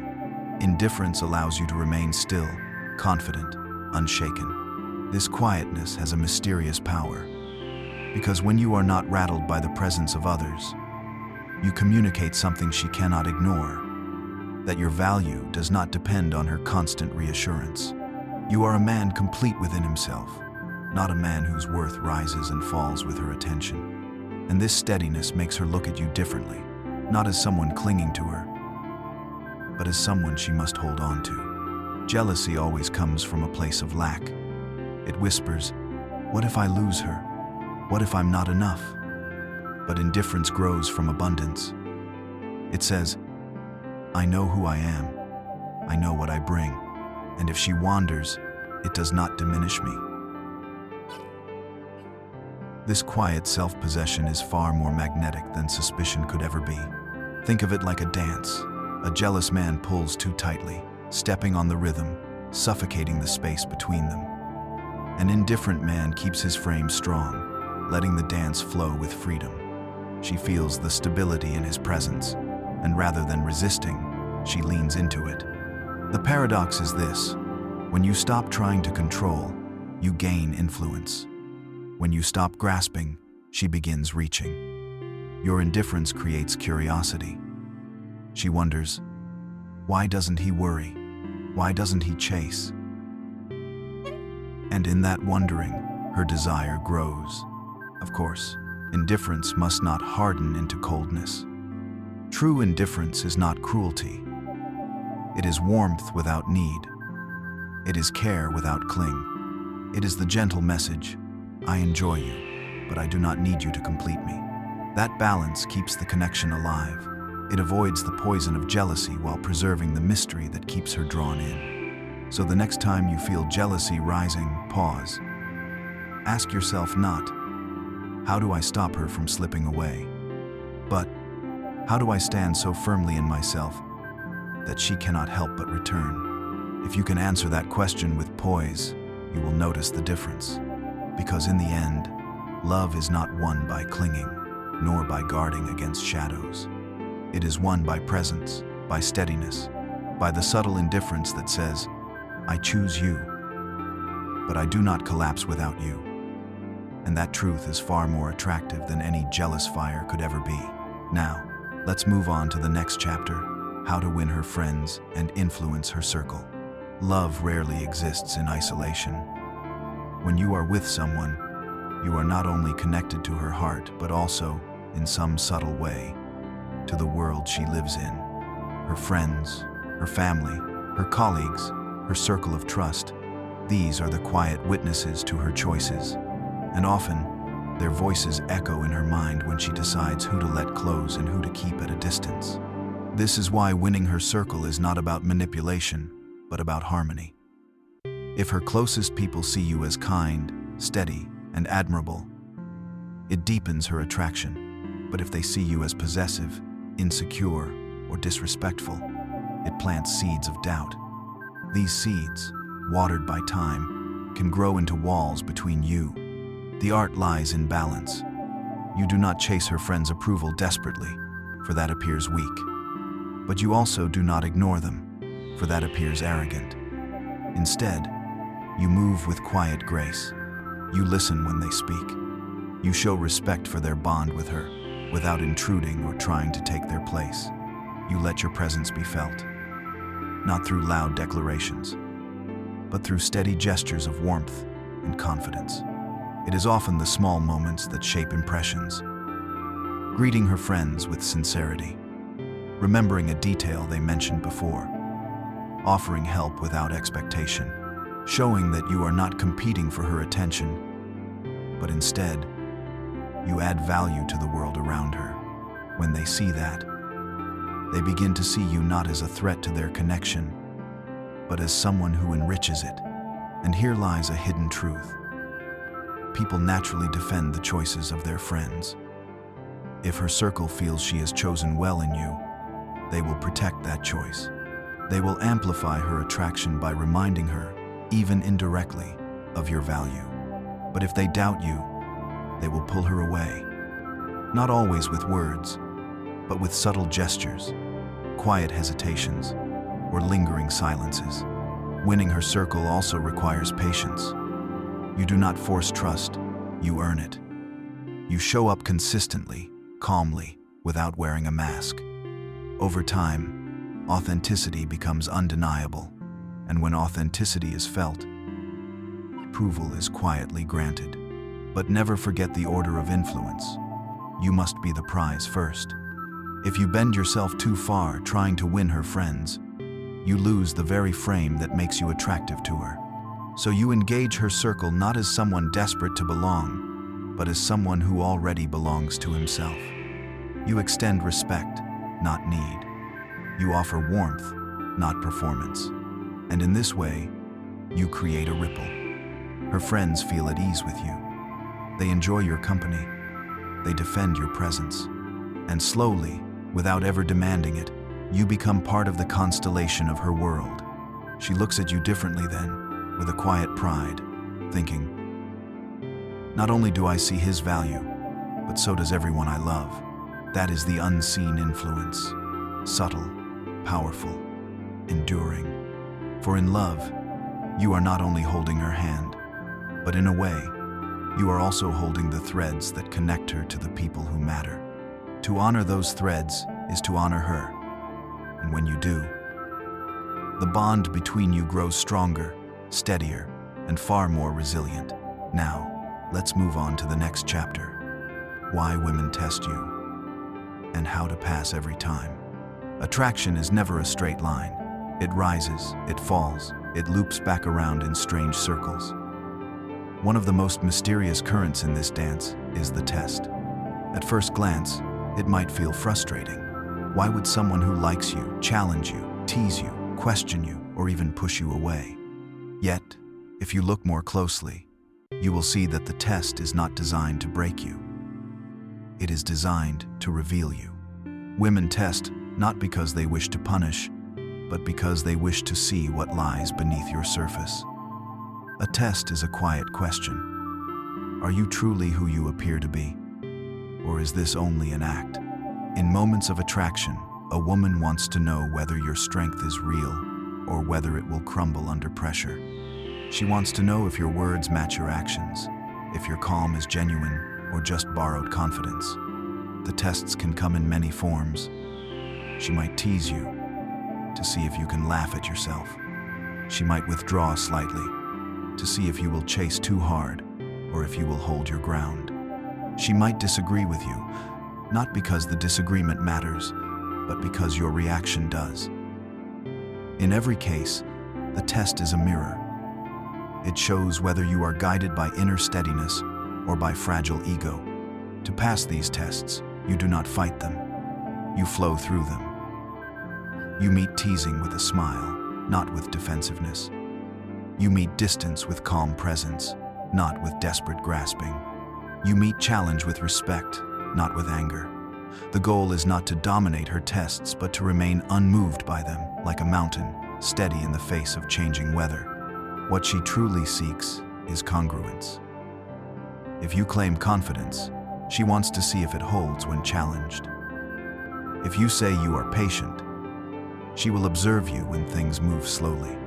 If you say you are strong, she will sense your energy in moments of discomfort. It is not about perfection, but about truth. And here lies the hidden beauty. The test is not your enemy. It is the bridge to deeper trust. When you pass, not by force but by authenticity, she relaxes. Her guard softens. She feels safe, knowing you are not just a performance, but a man anchored in himself. This safety creates space for attraction to grow into something more enduring. The irony is that the more grounded you are, the less you notice the tests. They become light breezes in your world, rather than storms. And the less reactive you are, the more she feels drawn to you. For deep down, every test whispers the same question: can I trust him with my heart? So, when the tests arrive, as they always do, remember, they are not signs of weakness in her, nor signs of hostility. They are invitations. Invitations to show your essence, to prove not to her, but to yourself, that you are steady, true, and whole. And when you accept that invitation with grace, attraction does not merely survive, it thrives. Now, let's move on to the next chapter. How unpredictability keeps attraction alive. Human beings are wired to crave both comfort and excitement. Too much comfort, and life begins to feel dull. Too much excitement, and life becomes unstable. The secret to sustaining attraction lies in weaving these two energies together: security on one side, surprise on the other. Unpredictability is the spark that prevents the fire of love from burning out. When two people first meet, everything feels unpredictable. Every message, every glance, every touch carries a mystery. But as time passes, routines settle in. Predictability creeps in quietly. While stability builds trust, it also risks softening desire. This is why unpredictability matters. It awakens curiosity, it revives wonder, it makes the heart lean forward instead of sitting back. Unpredictability does not mean chaos. It is not about being inconsistent or unreliable. Rather, it is about refusing to become too obvious. It is the difference between a conversation that feels scripted and one that flows with playful twists. It is the difference between repeating the same date every weekend and creating small, unexpected moments, like leaving a thoughtful note, suggesting an adventure at sunset, or simply pausing mid-sentence with a mischievous smile that makes her wonder what you are about to say. Attraction thrives on mystery. When you are entirely predictable, there is nothing left to discover. But when you remain a little mysterious, when you do not reveal every thought, when you hold space for silence, when you let her wonder about your next move, you keep the rhythm alive. It is like a dance where she never fully knows your next step, yet trusts that the step will come. Women, like all humans, are storytellers at heart. They are constantly writing silent stories in their minds about who you are, why you do what you do, and what you might do next. Unpredictability gives those stories fuel. It keeps her imagination alive, painting new chapters instead of closing the book. Think of it like music. A song with only one note becomes unbearable, but a song with unexpected pauses, sudden highs, and gentle lows captivates the soul. Attraction works in much the same way. It needs rhythm, but it also needs surprise. The art is subtle. You stay grounded enough to be trusted, yet dynamic enough to be exciting. You call when you said you would, but you also show up with a twist she never saw coming. You listen deeply, but you also tease lightly. You offer her safety, but never boredom. This unpredictability is not manipulation, it is vitality. It reminds her that you are alive, that you are not a script, but a soul unfolding in real time. And because life itself is unpredictable, embodying this truth aligns you with reality. The result? Attraction that does not fade, but evolves. She feels both comforted and awakened, both secure and intrigued. And in that space, between knowing and wondering, desire lingers, strong and alive. Now, let's move on to the next chapter, the power of controlled jealousy. Jealousy is one of the most primal emotions in human relationships. At its worst, it can destroy trust, poison intimacy, and create walls instead of bridges. But when understood and used with wisdom, a subtle spark of jealousy can actually ignite attraction and deepen desire. The key is not wild jealousy, but controlled jealousy. Controlled jealousy works because it awakens something ancient in human psychology: the fear of loss. People often take for granted what they feel is secure. When she knows with certainty that you will never leave, never be noticed by others, and never be desired beyond her, a dangerous comfort sets in. She may stop fighting for your attention, stop leaning forward with curiosity, stop valuing what she already has. But the moment she senses, even slightly, that others see your value too, her instincts awaken. This is not about making her insecure, but about reminding her that you are not invisible to the world. When she notices that other women smile at you, laugh at your jokes, or admire your presence, she is reminded of your worth. It is a soft reminder that she has something precious, something others might wish for. But here lies the balance. Uncontrolled jealousy leads to suspicion, arguments, and fear. Controlled jealousy is never about flirting recklessly or betraying her trust. Instead, it's about carrying yourself with quiet confidence in social settings, knowing your value, and allowing her to see that value reflected in the eyes of others. It is about sharing just enough stories of your busy, interesting life that she realizes your world does not revolve solely around her. Controlled jealousy also works inwardly. It reminds her that attraction is alive only when both partners keep growing, keep shining, and keep being desirable in the eyes of the world. When you nurture yourself, pursue your passions, and build your presence, you naturally create this effect.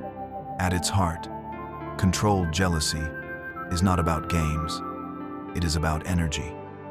It is about showing that you are not desperate, not clinging, not trapped in neediness. You are a person of value, and value is always noticed. She does not want to lose that, and so she invests more deeply. The truth is, jealousy stirs desire because it brushes against the possibility of loss. And when handled with maturity, that brush is not painful. It is powerful. It keeps love alive by reminding both of you that what you share is not guaranteed, and therefore, it is worth protecting. Now, let's move on to the next chapter. Why women are drawn to emotional strength. Emotional strength is one of the most magnetic forces in attraction, though many men underestimate it. Often, we think women are drawn to money, looks, or social status. Yes, those things may catch the eye. But what keeps her attention, what earns her respect, is emotional strength. It is the invisible armor you wear, the calm center in the storm, the silent confidence that does not need loud words to be felt. Emotional strength means composure. It means you don't crumble when life throws chaos your way. Imagine two men. Both face rejection, failure, or a heated argument. One loses control, shouts, sulks, and lets his emotions dictate his behavior. The other breathes deeply, steadies himself, and responds with clarity. Which one do you think she is drawn to? Instinctively, she leans toward the man who can remain grounded because he feels safe, not only for himself, but for those around him. Safety is one of the most powerful drivers of attraction. A woman wants to feel that in your presence, she is not standing with a boy, but with a man who can handle life. Emotional strength is the foundation of that safety. It is not about being emotionless, quite the opposite. It's about being aware of your emotions, but not being ruled by them. You can feel anger without lashing out, sadness without collapsing, desire without losing self-control. Women test this constantly, though often unconsciously. When she throws a sharp comment, pulls back her attention, or stirs drama, she is not trying to break you. She is testing your frame. Can you stay centered, or will you wobble? When you hold your ground calmly, she feels admiration. When you lose control, attraction weakens. Emotional strength is not only attractive, it is protective. It tells her, I can handle myself, I can handle challenges, and therefore, I can also handle us. Another layer of emotional strength is resilience. Life is unpredictable, filled with setbacks. A man who bounces back instead of staying broken becomes someone she respects. She sees that no matter what the world throws at you, you will rebuild, recenter, and rise again. That energy is contagious. She wants to be close to it, because being near your strength reminds her of her own. But let's go deeper.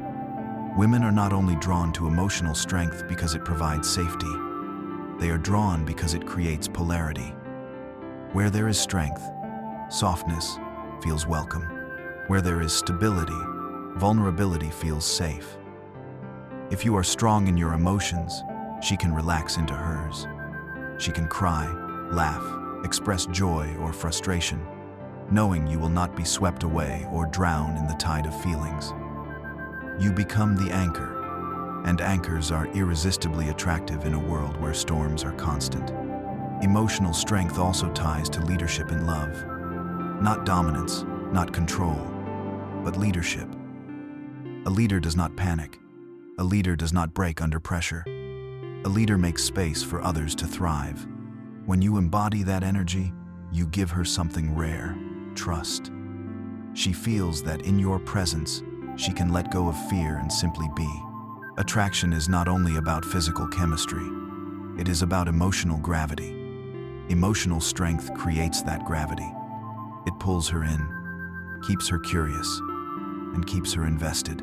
Because deep down, every woman is searching for one thing: a man who will not fall apart when life tests him. A man whose presence is steady enough to hold both himself and her. So when you work on yourself, don't just build muscles or wealth, build emotional strength.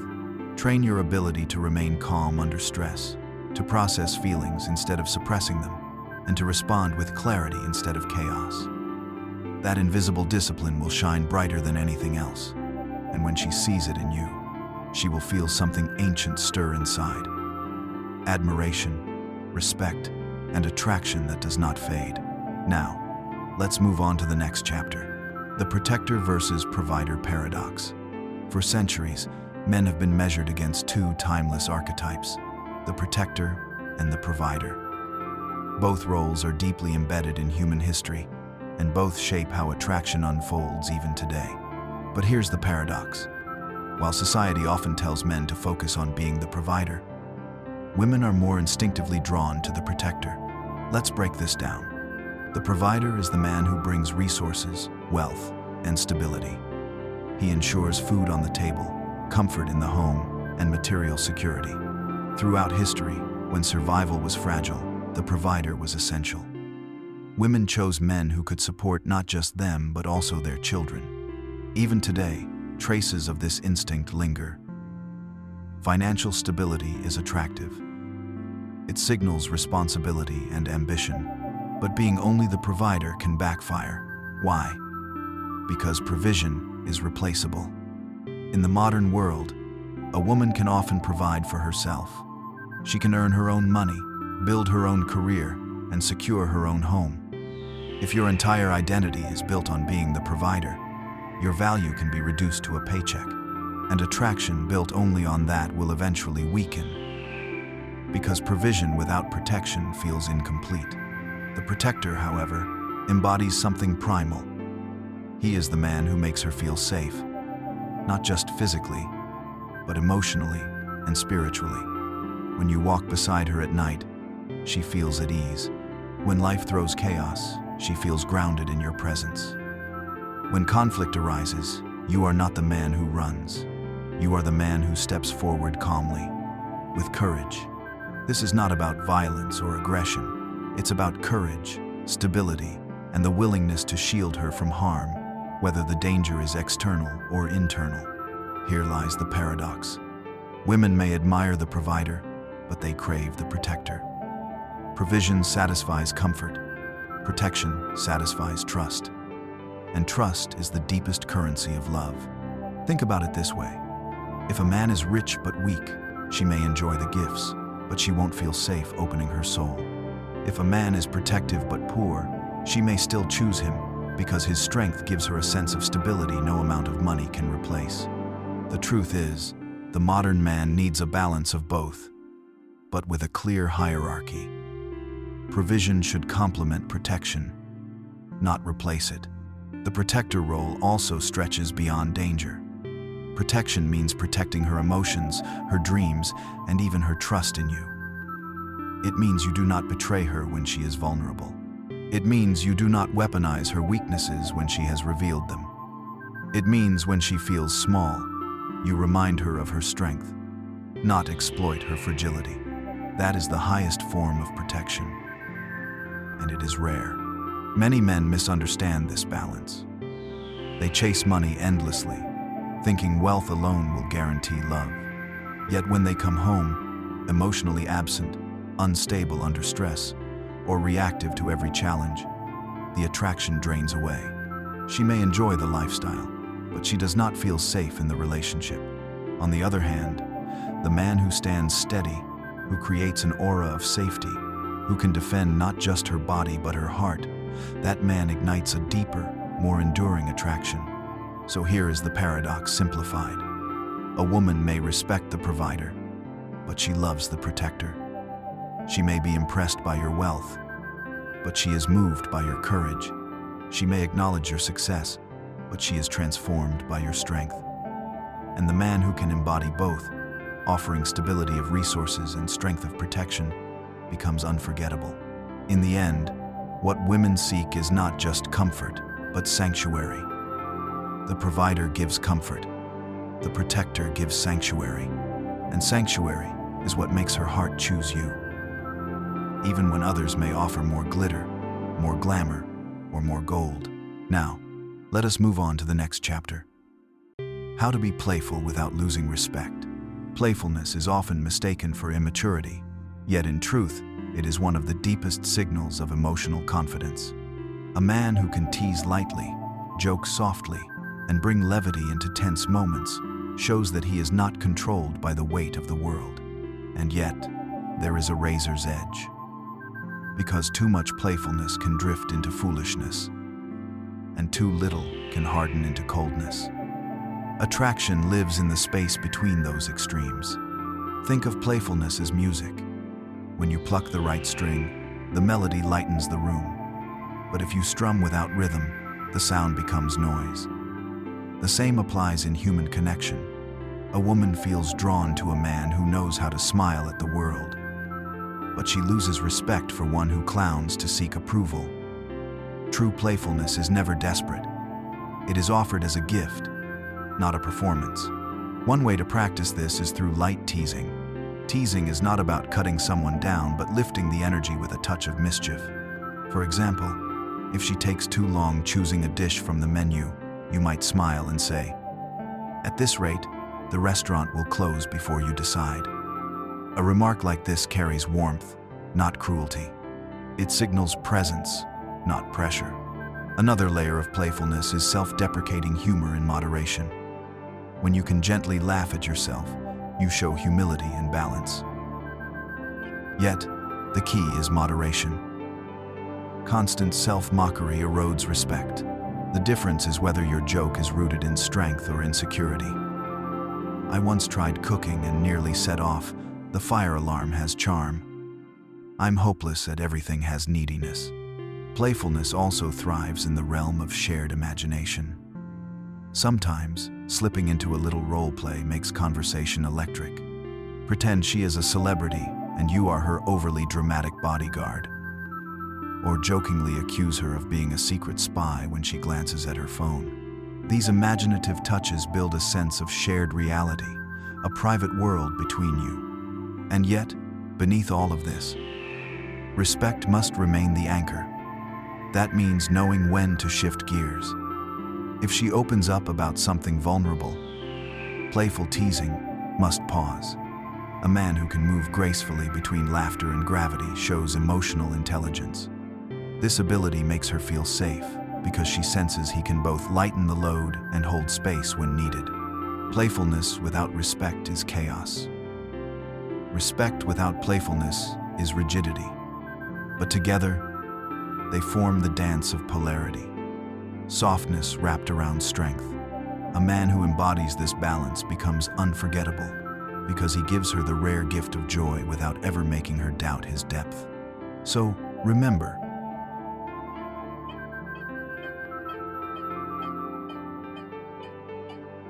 being playful is not about always being funny, always being light, or always chasing laughs. It is about bringing sunshine when the clouds gather, but knowing when to let the sky darken into night. That balance is what keeps attraction alive and respect intact. Now, let us move on to the next chapter, the right way to flirt without being obvious. Flirting has always been a language older than words. It is the subtle glance, the playful rhythm in conversation, the light brush of energy exchanged without declaration. To flirt well is not to announce desire, but to suggest it with such delicacy that it lingers in the air like perfume. The paradox is simple. The most powerful flirting is the kind that feels effortless, almost invisible, and yet unforgettable. Many men mistake flirting for direct compliments. You're beautiful. You look amazing tonight. While such words are kind, they are blunt tools. They lack mystery. Flirting, on the other hand, thrives in subtlety. It is the art of suggestion, the slow unfolding of attraction. Instead of praising her beauty outright, you might say, "You have that look," like you're plotting something mischievous. Suddenly, it is no longer about the surface, but about her essence, her energy. That makes her feel seen, not just looked at. The right way to flirt is to dance with tension. Think of it as a string stretched between two violins. If it is too loose, there is no music. If it is too tight, it snaps. A playful tease, followed by a sincere moment, creates that perfect tension. For instance, if she challenges you on something, you could lean in and whisper, "Careful, you're starting to sound a little dangerous." A remark like this is not a confession of love, nor is it a joke. It hovers in that mysterious in-between. Another secret lies in flirting with your presence rather than your words. Eye contact, held for just a heartbeat longer than usual, says more than paragraphs. A pause in conversation, where your silence makes her wonder what you are thinking, can spark more curiosity than any line. Your body language becomes the ink with which attraction is written, leaning in slightly, lowering your tone, or smiling softly at the right moment. Equally important is withdrawing at the right time. The best flirtation is never constant. It comes in waves. If you stay too long in teasing or suggestive energy, it feels forced. Instead, after a playful moment, shift back into something grounded, a thoughtful question, a story, a moment of seriousness. This push and pull, this alternation of flavors, keeps her guessing. But here lies the deeper truth. Authentic flirting is not manipulation. It is not about tricks or rehearsed lines. It is about mirroring your genuine curiosity with a spark of play. You flirt not because you must, but because her presence makes you want to explore the lighter edges of connection. When you master this, you create an experience she cannot quite describe. She will walk away wondering why her heart beat faster, why her cheeks warmed, why her mind returned to you later in the night. That is the essence of flirting without being obvious. It is not painted in bold strokes, but whispered in delicate shades. So, remember, the right way to flirt is not to declare, but to invite. Not to prove, but to suggest. It is a subtle game of shadows and light, of pauses and glances, and it is always most powerful when it emerges not from strategy, but from the natural rhythm of your own presence. Now, let us move on to the next chapter. Why humor builds attraction faster than looks. There is a truth about attraction that often gets overlooked in a world obsessed with appearances. Looks may capture attention, but laughter captures the heart. Humor is the hidden language of intimacy, the spark that turns strangers into companions and companions into lovers. A man who can make a woman laugh holds a power that no perfect jawline or sculpted physique can ever compete with. Why does humor matter so much? Because laughter is the sound of safety. When someone makes us laugh, our guard drops. We are no longer standing in judgment or defense. Instead, we are open, vulnerable, and connected in the purest way. A clever joke, a playful remark, or even a silly observation creates a shared world that belongs only to the two people involved. For a brief moment, it is not just words. It is intimacy disguised as fun. Think of the times you have laughed until your stomach hurt. In those moments, you weren't calculating, you weren't analyzing. You were simply alive, present, unburdened. That is what humor offers in attraction, freedom.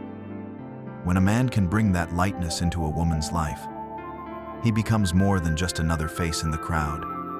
He becomes an experience. The beauty of humor is that it reveals intelligence without arrogance. To make someone laugh is to show quickness of thought, an ability to see the world from a playful angle, and a confidence in not taking oneself too seriously. Looks fade, but wit grows sharper with time, and a relationship built on laughter has resilience. It weathers storms with lightness because the bond is strengthened by joy. But here lies a subtlety. Humor is not about performing. You don't need to be a stand-up comedian, nor must you memorize clever lines. The most attractive humor is organic. It springs from presence. It could be as small as noticing the way she pronounces a word and gently teasing her about it, or creating a private inside joke that only the two of you understand.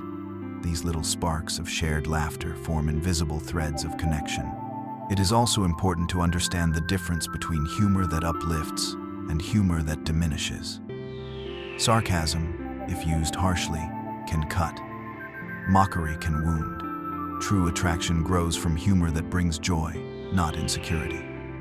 The right kind of humor makes her feel lighter, cherished, included, not the butt of a joke, but the co-creator of one. And then there is self-deprecating humor, the art of laughing at yourself. When you can chuckle at your own clumsiness or admit your quirks with a smile, you radiate confidence. Because only a secure man can laugh at himself without fear. This balance of humility and playfulness is magnetic. It shows that you are human, approachable, and real. Women often describe the men they fall for not in terms of their height, their hair, or their muscles, but in terms like, "He just made me laugh all the time," or "Being around him felt so fun." That is no coincidence.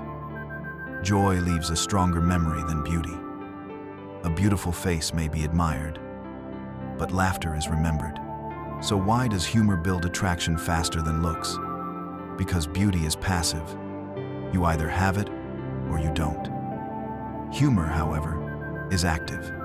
It is the act of creating happiness in another person. And when you become the source of her laughter, she will crave your presence in ways that go beyond appearance. In the end, the most unforgettable men are not those who looked perfect, but those who made her feel alive, lighthearted, and free. A shared laugh is a small explosion of intimacy, and it is in those explosions that real attraction takes root. Now, let us move on to the next chapter, the confidence of walking away. There is a quiet strength in knowing when to stay and when to step back. Many men believe that attraction is about always holding on, always proving themselves, always convincing her to see their worth. But the truth is the opposite. Sometimes the greatest display of confidence is in the ability to walk away, calmly, gracefully, and without resentment. Why does this matter so deeply? Because at its core, attraction is about value. When you cling desperately, when you refuse to let go even when you should, you send the signal that you lack options, that your entire sense of worth is tied to her validation. But when you can walk away, you show that you are complete in yourself. You reveal that your happiness does not depend on one person's approval.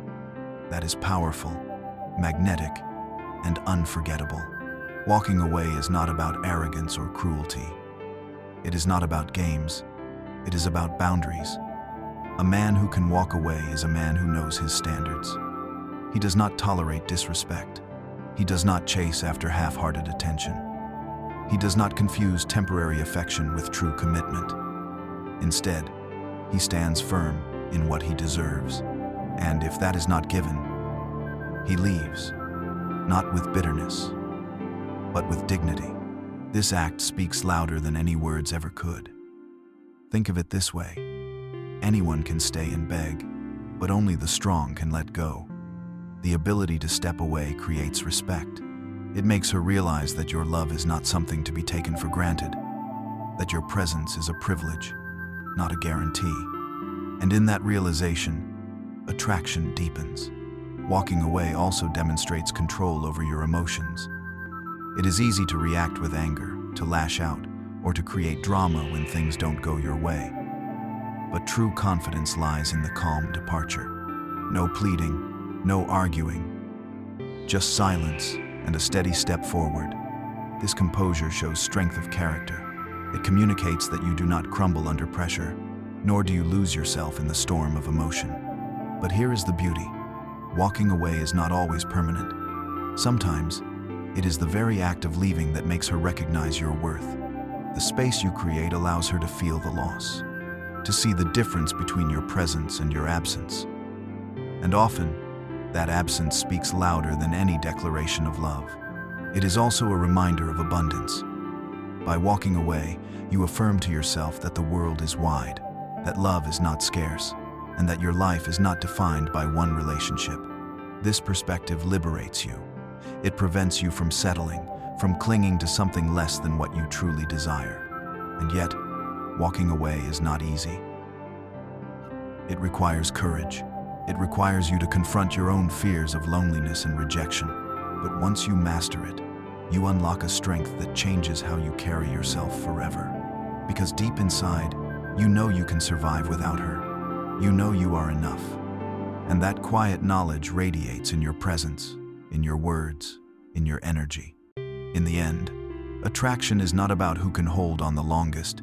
It is about who can let go when it is time. The confidence of walking away shows that you value yourself first, that you are whole on your own. And when a man carries that kind of self-respect, he does not need to chase love. Love finds him. Now, let us move on to the next chapter, how to say no without losing her interest. There is an art to boundaries, and one of its most powerful expressions is the ability to say no.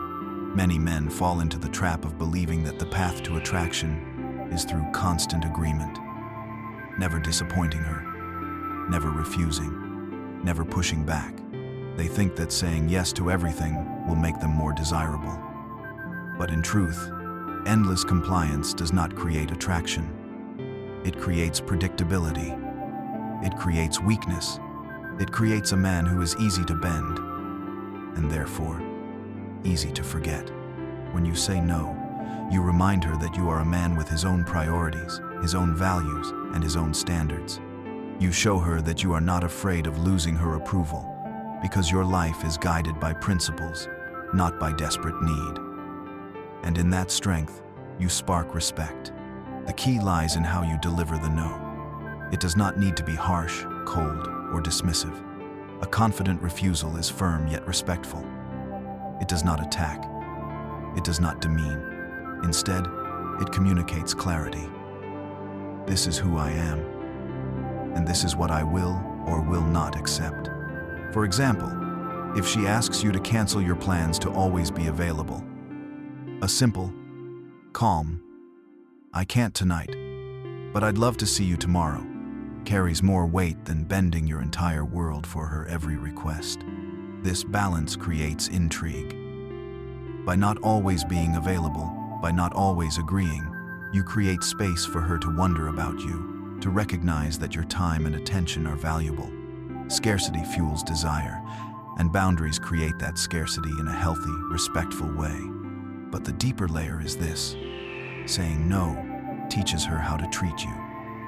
Every yes you give without conviction tells her that your needs don't matter, that your voice can be ignored. But each well-placed no tells her that you respect yourself, and people, consciously or unconsciously, model the level of respect you show yourself. If you honor your boundaries, she will too. It is also about energy. When you spread yourself thin with endless compliance, resentment begins to grow inside you. Even if you never voice it, that frustration seeps through in your presence. On the other hand, when you stand by your boundaries with grace, you maintain balance. You give when it feels right, and you decline when it does not. That honesty creates a natural flow that deepens connection rather than suffocating it. The fear many men have is that a no will drive her away. But here is the paradox. It often does the opposite. A woman who is truly drawn to you will lean in closer when she sees that you are not afraid to stand tall in your truth. Your refusal does not push her away. It reveals your backbone. And that strength is magnetic. Of course, not every woman will respond positively. Some will resist. Some will test. Some may walk away. But that too is a gift. Because if your boundary causes her to leave, it simply means she was not meant to stay. Your no becomes a filter, revealing who is aligned with your values and who is not. Ultimately, saying no is not about rejection. It is about self-respect. It is about living in alignment with who you are, instead of bending endlessly to please others. And the irony is beautiful.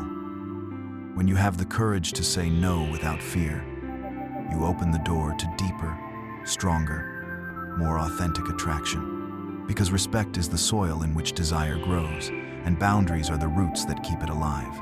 Now, let us move on to the next chapter. Why discipline is sexier than random flexing. There is a quiet kind of power that does not need to shout, show off, or demand attention. It is the power of discipline. Many men believe attraction is built on displays of strength, flashing wealth, showing muscles, boasting achievements. They flex in hopes of being admired, but such flexing often comes and goes like a spark, bright for a moment, forgotten the next. What lingers, what truly draws someone in, is not the loudness of a man's display, but the steadiness of his character. Discipline is this steadiness. It is the daily practice of choosing consistency over chaos. It is rising early when you would rather sleep, keeping commitments when you would rather drift, saying no to temptations that erode your purpose. It is not glamorous in the moment, but over time, it forges a man of substance, and substance is magnetic. When a woman sees discipline in a man, she does not just see routines or rules. She sees stability. She sees someone who can be trusted to follow through, who will not abandon his path at the first distraction. She sees strength that is quiet but unwavering, like the deep roots of a tree that hold firm even in the storm. That steadiness is far sexier than a single flex that crumbles under pressure. Discipline also signals self-respect. A man who governs his own life communicates that he values his time, his energy, his body, and his mind. And when you value yourself, others feel it too. Women are drawn to this, not because of what discipline restricts, but because of what it creates. Freedom. The freedom to live with intention, to build something lasting, to stand tall without needing external validation. The truth is, random flexing is about being noticed in the moment. Discipline is about being remembered in the long run. It is the quiet rhythm of consistency that builds trust, and trust is the soil where attraction deepens. Muscles may catch her eye for a night, but discipline makes her imagine a lifetime. Now, let us move on to the next chapter, building value in every interaction. Every conversation, every glance, every small exchange carries an energy. Too often, people enter interactions asking, "What can I get?" Validation, approval, affection. But the men who stand out, the men who linger in memory, are the ones who flip that question into, "What can I give?" This does not mean grand gestures or endless sacrifice. It means bringing value, even in the smallest moments. Value is not only about material things. True value lies in presence, in energy, in what you leave behind after you walk away. A simple smile, an attentive ear, a thoughtful remark can change the tone of someone's day. In every interaction, you have a choice: to drain or to uplift, to leave someone lesser or richer for having spoken with you. The men who understand this principle quietly elevate themselves above the rest. When you focus on giving value, you shift the energy of attraction. Instead of appearing needy or demanding, you radiate abundance. You become someone whose company feels like a gift rather than a transaction. Women sense this deeply. They remember not only what you said, but how they felt when you were around. If they felt lighter, inspired, or understood, they are drawn back to you. But value is not about pretending to be endlessly agreeable or sacrificing your truth. In fact, authentic value often comes from honesty, saying what others hesitate to say, offering clarity where confusion lingers, or setting boundaries where chaos would otherwise spread. Sometimes, value is as simple as being fully present when others are distracted, or bringing calm where others bring noise. Over time, building value in every interaction creates a reputation that precedes you.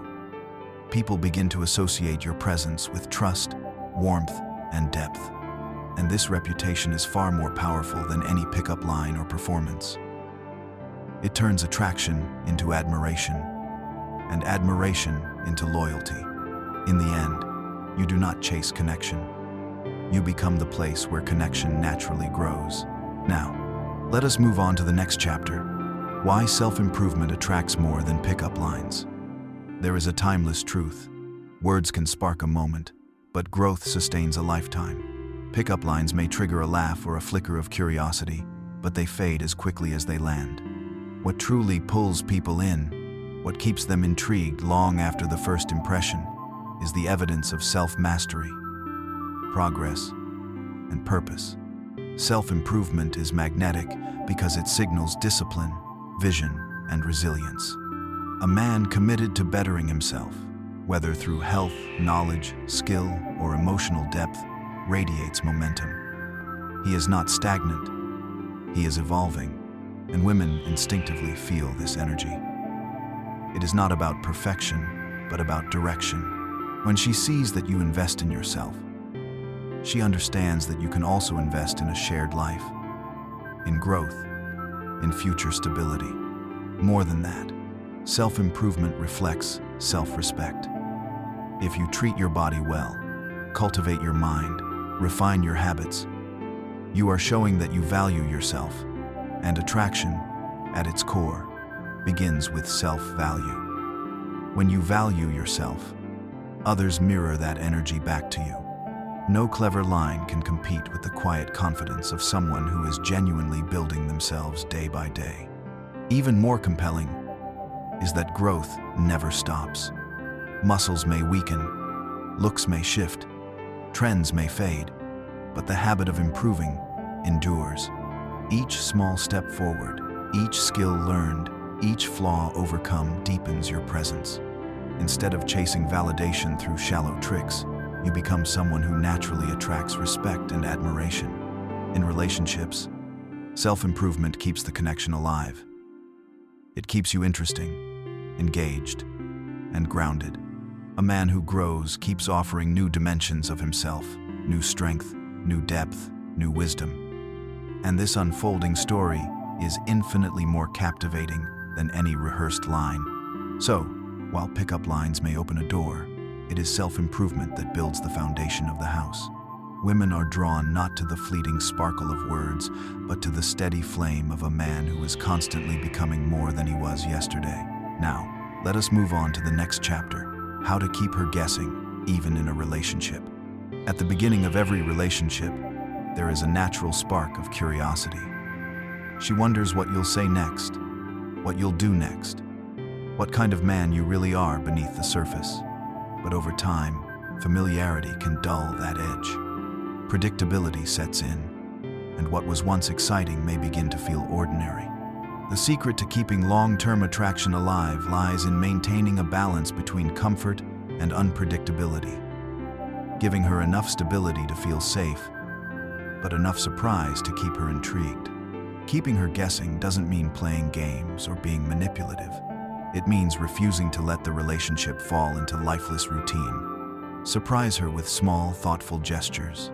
A handwritten note tucked in her bag, planning a spontaneous weekend trip, or simply showing up with her favorite food on a day she least expects it. These moments remind her that you are attentive, creative, and willing to put energy into the connection. But unpredictability is not only about actions, it is also about personal growth. If you continue to develop yourself, learn new skills, and chase new dreams, you remain a moving target, someone who can't be boxed into a single definition. She may think she knows you, but every time you reveal another layer, a hidden talent, a new passion, or a fresh perspective, you renew her curiosity. This mystery is one of the most powerful forms of attraction. It also extends to how you carry yourself in the relationship. Being too available, too predictable, or too eager can lower your perceived value. On the other hand, maintaining healthy independence, your hobbies, your friendships, your ambitions, keeps her intrigued. She knows you love her, but she also knows you are not dependent on her for your entire identity. That balance of closeness and distance keeps her respect intact. Even in the emotional realm, unpredictability matters. If you always react the same way, always calm, always agreeable, or always dramatic, she knows exactly what's coming. Instead, surprise her with emotional depth. Be strong when she expects you to be indifferent. Be vulnerable when she expects you to hold back. Be playful when she expects you to be serious. These shifts keep the relationship vibrant and prevent it from feeling stale. Ultimately, keeping her guessing is about evolution. It is about never letting the story of your relationship go flat. A great book doesn't give away its ending in the first chapter, and neither should you. Keep writing new chapters together, filled with twists, growth, and unexpected joys. In doing so, you ensure that attraction never dies, but instead matures into something even deeper, richer, and endlessly alive. Now, let us move on to the next chapter. The high-value man blueprint women can't ignore. When people talk about attraction, they often focus on surface-level traits, looks, money, charm. And while those may open doors temporarily, they are never enough to keep them open. What truly creates lasting magnetism is something deeper, something women intuitively sense, even if they can't always explain it. It is the presence of a high-value man, a man whose worth is not just in what he owns, but in who he island. Let's dive into the blueprint of such a man, the traits, the behaviors, the mindset that women simply cannot overlook. First and foremost, a high-value man knows his purpose. He has a direction, a mission that drives him forward. This doesn't mean he has his entire life figured out or that he is already wealthy or powerful. It means he is walking a path with clarity. Purpose creates energy, and energy creates attraction. When a man moves with intention, people feel it. He is not drifting. He is not waiting for life to happen to him. He is steering his own ship, and that confidence radiates silently in everything he does. Second, he values himself. This may sound simple, but it is incredibly rare. Too many men chase validation, bend their boundaries, or seek approval in subtle ways. A high-value man, on the other hand, does not need to prove himself to anyone. He knows his worth, and because of that, he doesn't settle for disrespect, half-hearted relationships, or environments that drain him. His standards act as a filter, and that filter is magnetic. Women sense when a man respects himself. It makes them want to respect him too. Third, he is emotionally composed. Life will test you, people will trigger you, and circumstances will not always be in your control. A high-value man is not someone who never feels fear or anger, but someone who masters his reactions. He can be calm under pressure, assertive without aggression, and vulnerable without weakness. This balance of strength and emotional intelligence is what separates him from men who are merely pretending to be confident. Another pillar of the blueprint is consistency. High-value men follow through on their word. If they say they'll do something, they do it. If they set a goal, they work toward it. Their actions align with their promises. This reliability creates trust, and trust is the foundation of attraction. Women may be dazzled by flashy words in the short term, but over time, they crave steadiness, the kind of steadiness that only consistency provides. At the same time, a high-value man continues to grow. He invests in himself, physically, mentally, spiritually. He reads, he learns, he experiments, he keeps expanding. This growth ensures that he never becomes stagnant. His partner is never stuck with a man who is stuck himself. Instead, she gets to witness an evolving man, a man who is always uncovering new layers of himself, and that journey becomes endlessly fascinating. But perhaps the most overlooked aspect of the high-value man is his ability to walk away. He does not cling to situations, relationships, or opportunities that no longer serve his values. He can love deeply and give fully, but he is never desperate. Desperation is repellent. Self-respect is irresistible. By walking away when necessary, he communicates something profound.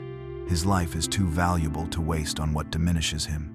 And finally, the true essence of a high-value man is that he does not chase being high value in the eyes of others. He embodies it naturally, because his focus is on alignment with his own principles, not on impressing the world. Ironically, it is this lack of need for external approval that makes him magnetic. Women cannot ignore him, because he stands out in a world full of men seeking to be noticed. So, the blueprint is not about tricks or techniques. It is about becoming a man of depth, direction, and discipline. A man who values himself, who keeps growing, and who has the courage to live authentically. When you walk that path, you don't need to worry about attraction. It becomes the inevitable byproduct of the man you've become. Now, let us move on to the next chapter. Why power dynamics decide attraction. Attraction is not just about looks, charm, or even chemistry.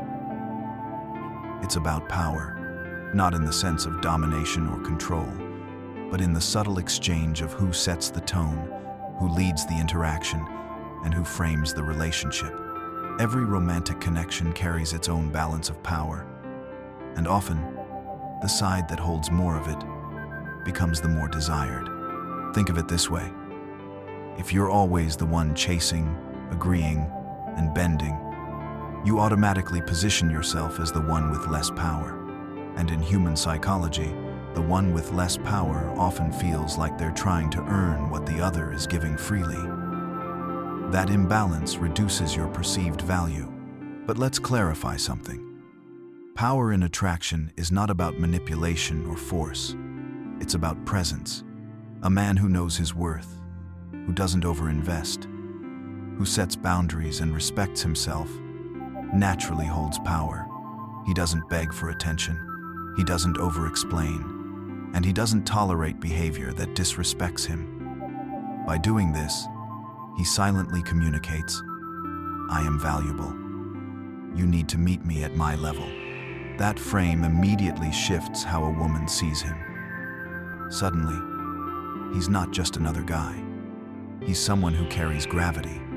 The danger, however, lies in misunderstanding power as coldness or cruelty. True power doesn't require you to belittle or control anyone. It requires balance. If you're too rigid, too controlling, you push people away.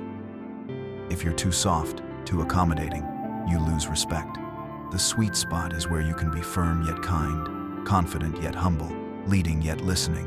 When you occupy that middle ground, your presence becomes magnetic.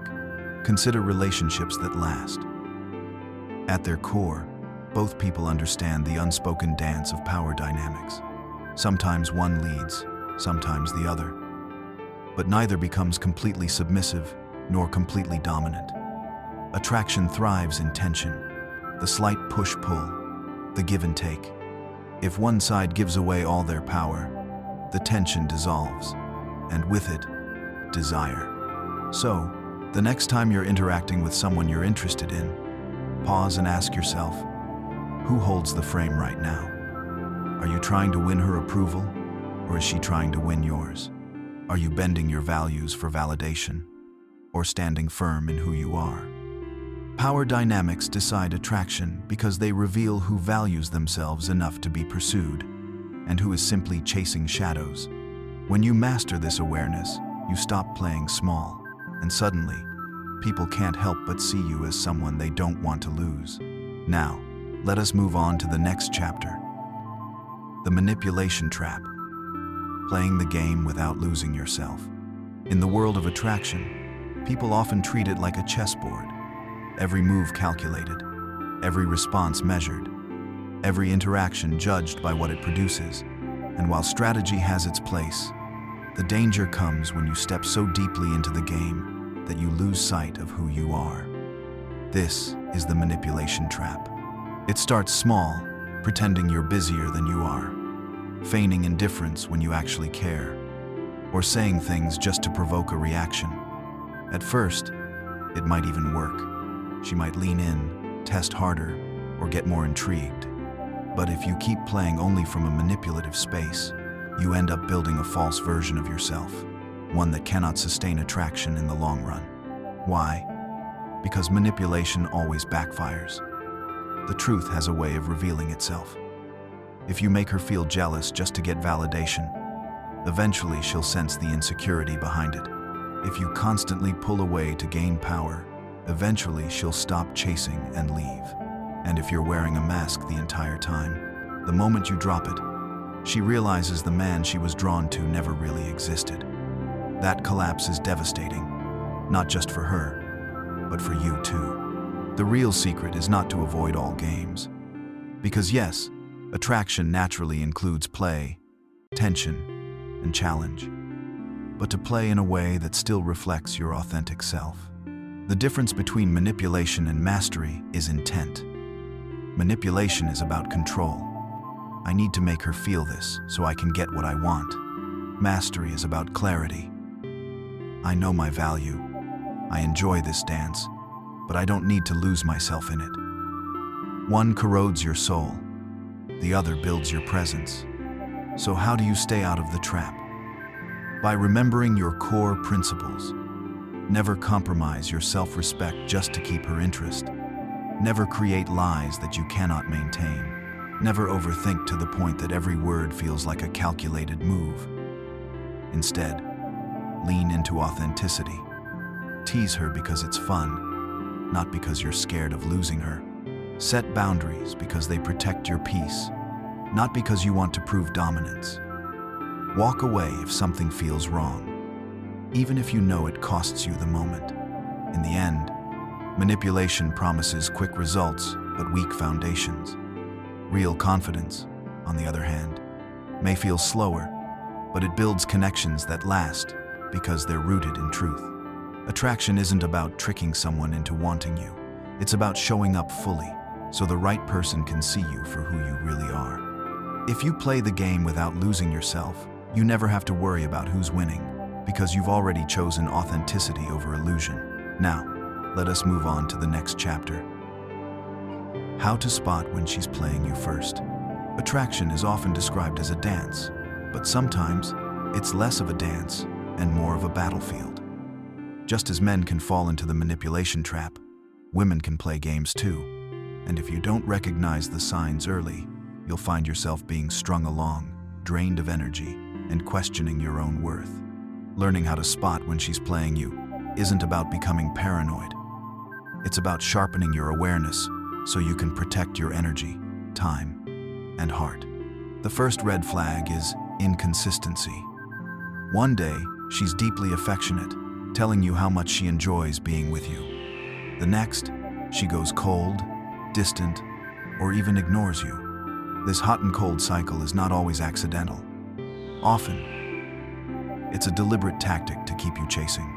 If you notice she only turns warm when she senses you're pulling away, it's a sign she's more interested in controlling your attention than building genuine connection. Another sign is endless testing without resolution. A healthy level of teasing and testing is normal in attraction. It creates tension.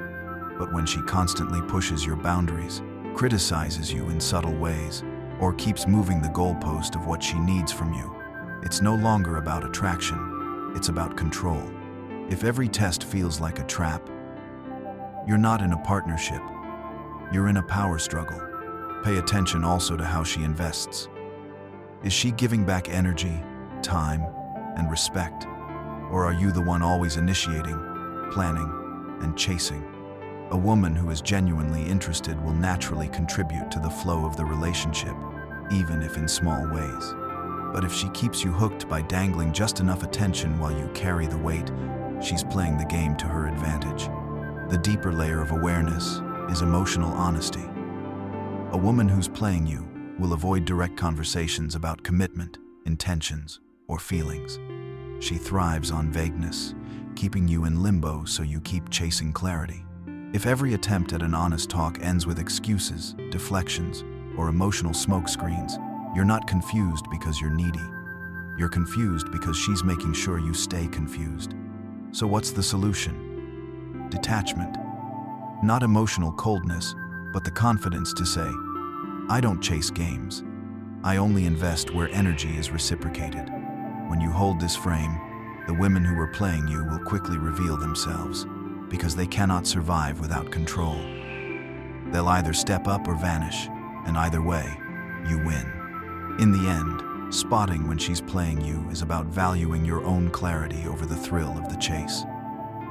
Attraction should energize you, not drain you. If her presence constantly feels like confusion, chaos, and emotional roller coasters, it's not passion, it's manipulation. And the strongest move you can make is walking away before the game consumes you.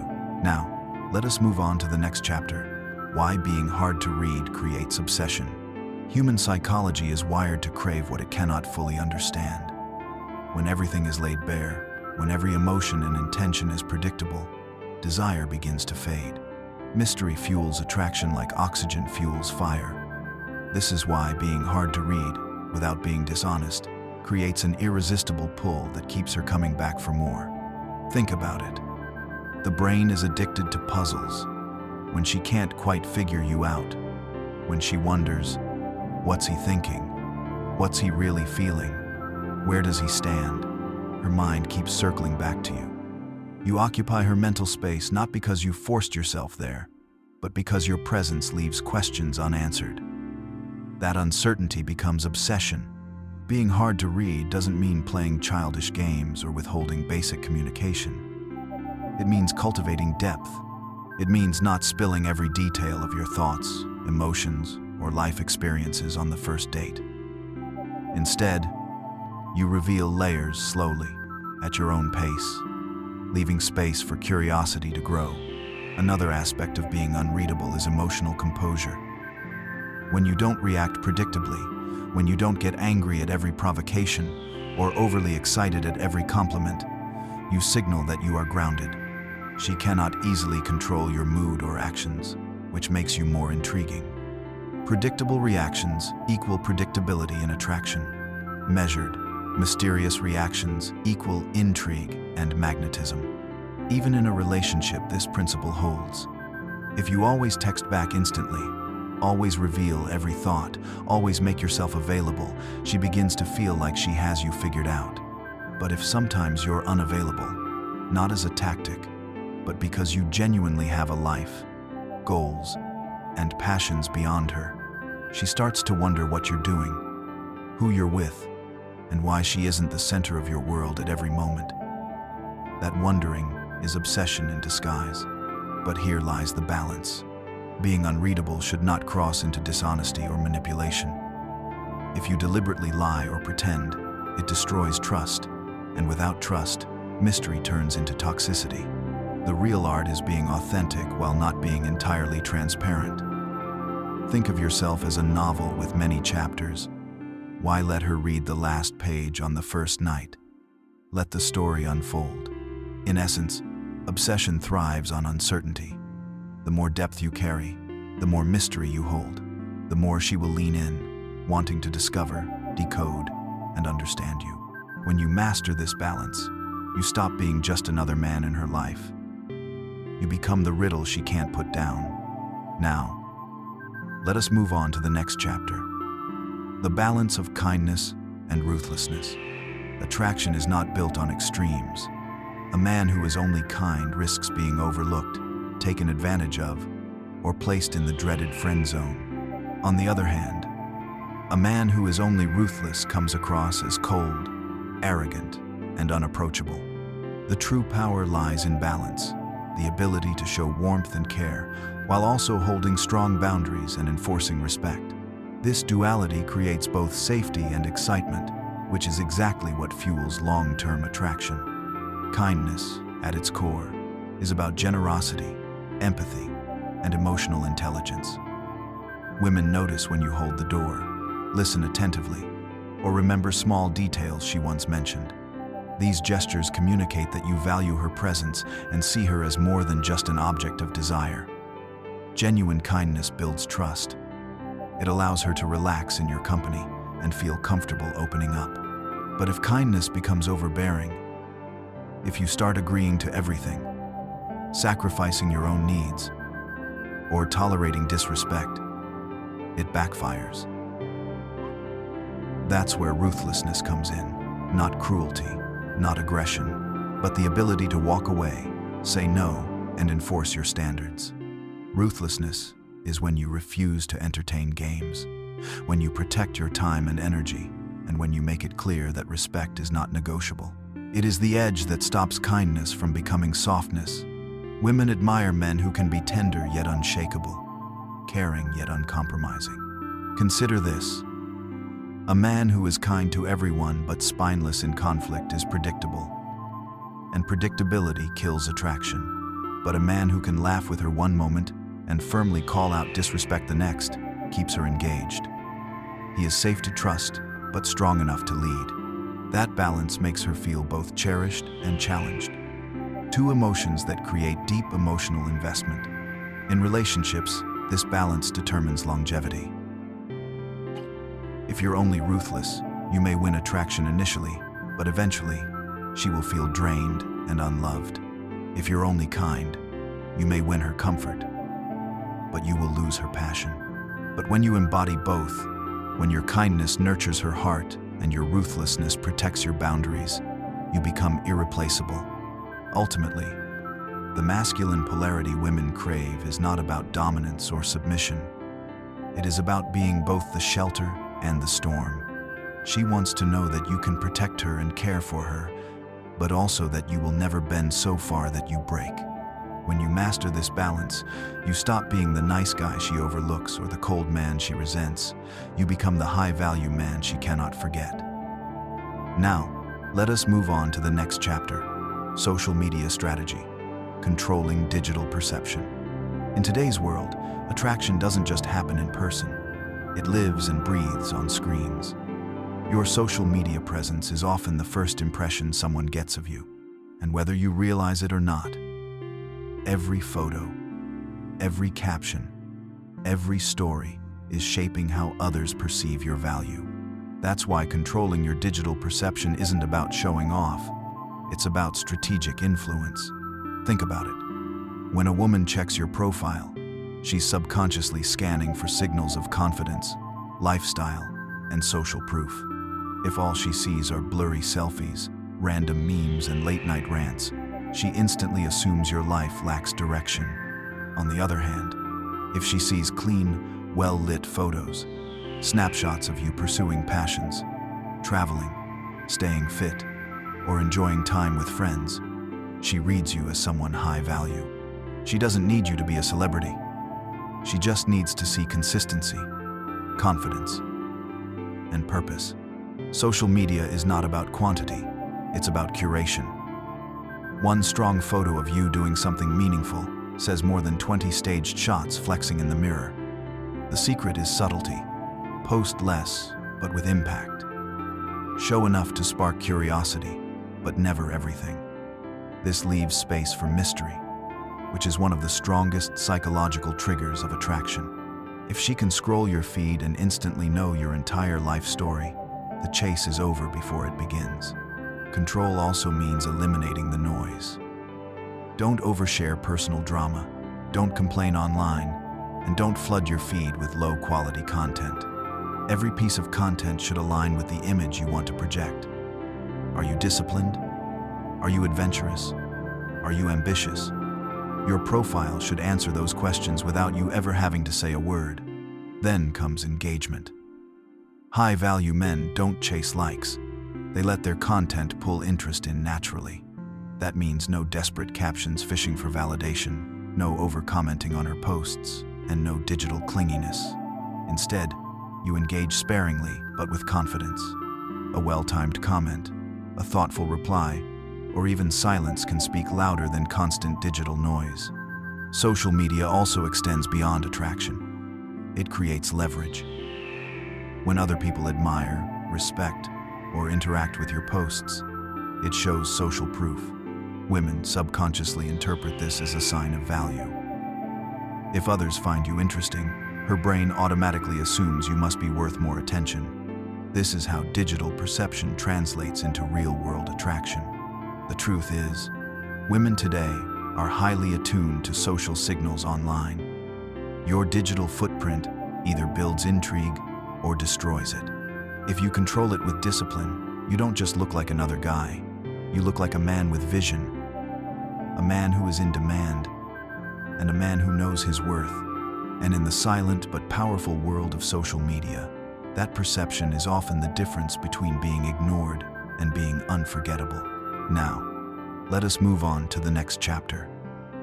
Why over-texting is the death of attraction.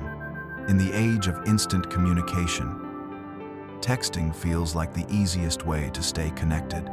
But here's the uncomfortable truth. The very tool you think is keeping her interested might be the reason she's losing attraction. Over-texting is one of the fastest ways to destroy the spark. Not because communication is bad, but because scarcity is the essence of value. Think about diamonds. They are not valuable because they are everywhere. They are valuable because they are rare. The same rule applies to your attention. When you flood her phone with constant messages, updates, memes, and double texts, you dilute your own value. You transform from being a mystery worth discovering into an open book that she doesn't need to work for. Attraction thrives on tension and curiosity. Over-texting kills both. Most men fall into the trap of over-texting because they are seeking reassurance. They want constant confirmation that she's still interested, that she's still there. But this energy radiates neediness. Women are incredibly good at picking up on subtle shifts in tone, timing, and effort. When she senses that you're leaning too hard, she instinctively pulls away. Not out of cruelty, but because biologically, people are drawn to strength, independence, and self-sufficiency. It's not about playing games, it's about balance. quality over quantity. A few well-placed, confident texts are infinitely more powerful than dozens of hollow ones. For example, sending her something thoughtful about a conversation you had earlier, or a witty observation shows attentiveness and confidence. On the other hand, "What are you doing?" 5 times in a row shows insecurity. The same action, texting, creates completely different outcomes based on intent and frequency. Timing matters too. If you always reply instantly, you subconsciously signal that you have nothing else going on in your life. But when you take time to respond, because you are genuinely busy with your work, your fitness, your passions, you project abundance. Your world doesn't revolve around her. She gets to earn her place in it. That subtle shift makes her value your attention more, not less. Overtexting also robs you of one of the most powerful forces in attraction: anticipation. When there's silence, her mind starts to wander. She begins to wonder what you're doing, who you're with, and why you haven't reached out. That curiosity fuels her desire to hear from you. But when you're constantly available, she never has the chance to miss you. Without absence, there can be no longing. Some men think overtexting is a way to compensate for lack of in-person connection, but attraction doesn't build through endless words on a screen. It builds through real-world experiences, body language, eye contact, and presence. Texting should be a bridge to set up these experiences, not a replacement for them. The more you lean on digital chatter, the less powerful your real presence becomes. Here's the simple truth: the strongest men don't over-explain, over-pursue, or over-text. They allow space. They understand that silence is not weakness, it's a weapon. Used correctly, it keeps her attention sharp, her curiosity alive, and her attraction growing. So the next time you feel the urge to send her another text just to keep her engaged, pause and remember, value is in scarcity. Don't kill the spark with constant words. Let your silence speak louder than your need. Now, let us move on to the next chapter. How to use body language like a master. Words may carry meaning, but the body speaks a language far deeper, older, and more primal. Long before humans spoke, attraction, dominance, and desire were communicated through posture, gaze, and movement. If you can master body language, you hold the ability to influence people without saying a single word. And in the arena of attraction, this is a weapon far more powerful than clever lines or rehearsed texts. The first rule is posture. How you carry yourself reveals how you see yourself. Shoulders back, chest slightly out. Chin up, not exaggerated, but natural. This signals confidence and presence. Compare that to hunched shoulders, fidgeting hands, or downward glances, which radiate insecurity. A man who commands space with his stance doesn't need to say, "I'm confident." His body declares it for him. Eye contact is the next pillar.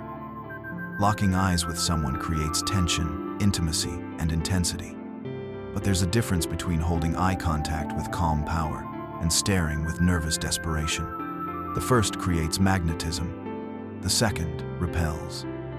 A slight smirk, paired with unwavering eye contact, can ignite more attraction than paragraphs of flirty texts. Women often say, "I could feel it in the way he looked at me." That's body language mastery in action. Gestures matter too. Controlled movements, slow, deliberate, minimal, signal dominance.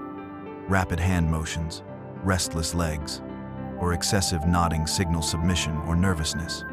Watch leaders in any setting. They don't fidget. They move with purpose. When you mirror that calm control, people instinctively perceive you as someone who holds authority and power. Proximity is another layer of communication. Moving closer creates intimacy. Leaning back creates space. The key is balance. Too much closeness too soon feels invasive, while too much distance communicates disinterest. The dance of attraction often lies in this push and pull of space, knowing when to lean in during a moment of connection and when to lean back to let her chase. separates the amateurs from the masters. Touch is perhaps the most charged form of body language. A light touch on the arm when laughing, guiding her with a hand on the lower back, or a brief but firm handshake. All of these send powerful subconscious signals, but touch must always be calibrated. Overuse feels desperate. Underuse feels cold. When applied with confidence, even the smallest gesture can deepen the emotional charge between two people. Your environment also shapes body language.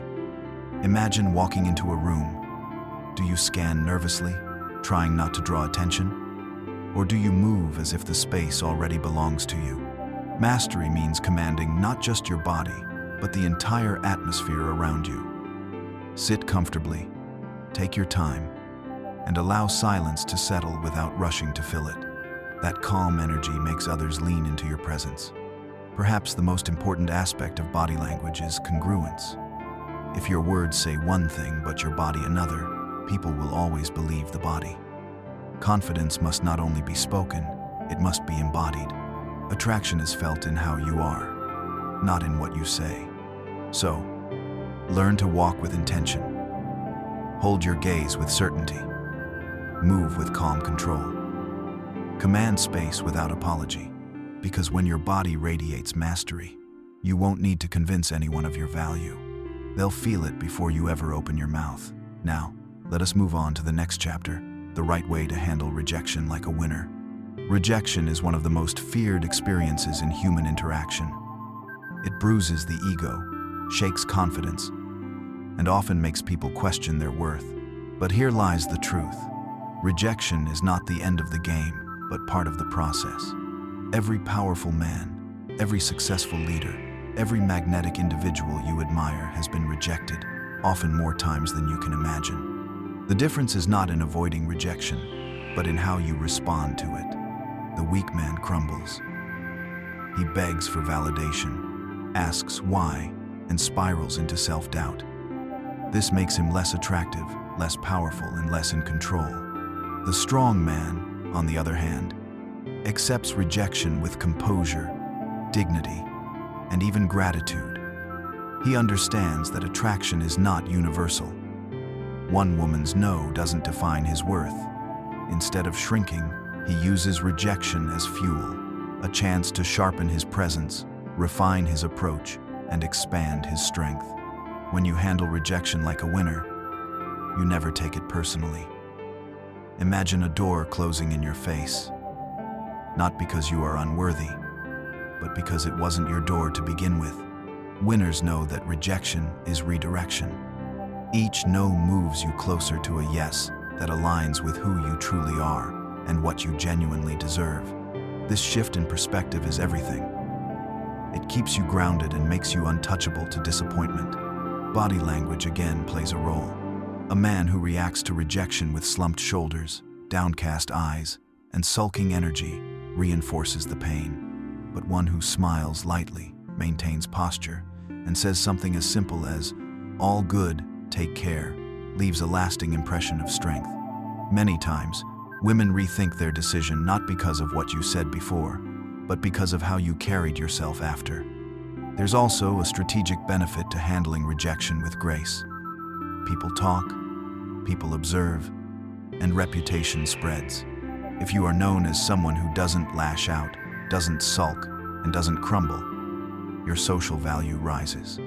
Women sense that you are centered and independent, that your confidence does not depend on external validation. This makes you more magnetic in the long run, not less. Winners also use rejection as reflection, not self-criticism, but assessment. Could your timing have been better? Was your energy aligned? Were you genuinely interested? Or just chasing validation? Each rejection contains lessons, but only for those who are willing to see them. Rather than drowning in disappointment, a winner extracts wisdom, applies it, and grows stronger for the next interaction. Above all, handling rejection like a winner means embracing abundance. There are countless people, countless opportunities, countless chances to connect. Obsessing over one rejection blinds you to the vastness of possibilities around you. The man who walks away with calm confidence communicates that he knows his value and trusts in abundance. This alone makes him more desirable, not less. So, remember, rejection is not a wound, it is a test. Pass that test with composure, strength, and perspective, and you'll find that rejection no longer controls you, it empowers you. A winner knows that rejection is never the end. It is only a doorway to a better beginning. Now, let us move on to the next chapter, turning every interaction into leverage. Every conversation, every encounter, every brief exchange carries hidden potential. To the untrained eye, interactions are fleeting, inconsequential. But the high-value man sees differently. He understands that every moment is an opportunity, not to manipulate, but to build influence, attraction, and subtle authority. The difference between ordinary men and magnetic men lies in the awareness of leverage, how energy, attention, and presence can shape perception and outcomes. Leverage begins with presence. When you enter a room, even briefly, your energy communicates before your words do. Are you tense, distracted, or shrinking? Or are you grounded, calm, and intentional? Women, and people in general, pick up on energy like a compass pointing north. A man who walks in with quiet confidence immediately shifts the dynamics of the space. People pay attention. They listen. They respond. That is leverage in its most primal form, commanding influence without speaking. Another layer of leverage comes from listening. Truly listening, without planning your next sentence or reacting defensively, creates an invisible pull. When someone feels heard, they subconsciously assign value to your attention. This is why high-value men rarely overtalk. Instead, they use words sparingly, thoughtfully, and deliberately. Silence becomes a tool. The fewer unnecessary words you use, the more impact each one carries. Each interaction becomes a measured exchange rather than noise. Leverage also resides in understanding reciprocity. Attention, energy, and time are currencies. When you give them selectively, you create value. If you overinvest in someone who does not reciprocate, you diminish your own perceived worth.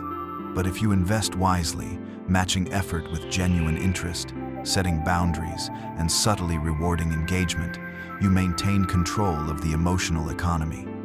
She notices not just what you do, but how she earns your attention, which in turn heightens her attraction. Every interaction can also be leveraged to create narrative. Subtle stories about your life, your passions, your achievements, and your independence shape how others see you. You are not bragging. You are revealing layers that signal competence, confidence, and value. Done strategically, this makes people think, there is depth here. I want to know more. In this way, each encounter builds momentum, drawing others closer without force or desperation. Leverage is equally about detachment. The man who clings loses influence. The man who remains unattached, calm, and self-directed holds it. By maintaining boundaries, you communicate that your world exists beyond her presence, that your value is inherent, not dependent. This unshakable self-respect transforms ordinary interactions into subtle power plays where attraction grows naturally. Finally, leverage is a long game. One encounter may not reveal its impact immediately. A single conversation, a single smile, a fleeting display of composure can ripple outward, affecting perceptions over days, weeks, or even months. High-value men understand that attraction accumulates over time. Every interaction is a deposit into a growing account of respect, curiosity, and desire. In essence, turning interactions into leverage is not about manipulation. It is about conscious presence, selective energy, and strategic contribution. Every word, gesture, and silence matters. Every moment can build intrigue, influence, and attraction. If approached with awareness, When you master this art, even mundane exchanges become opportunities, and the world begins to respond to the man who moves deliberately within it.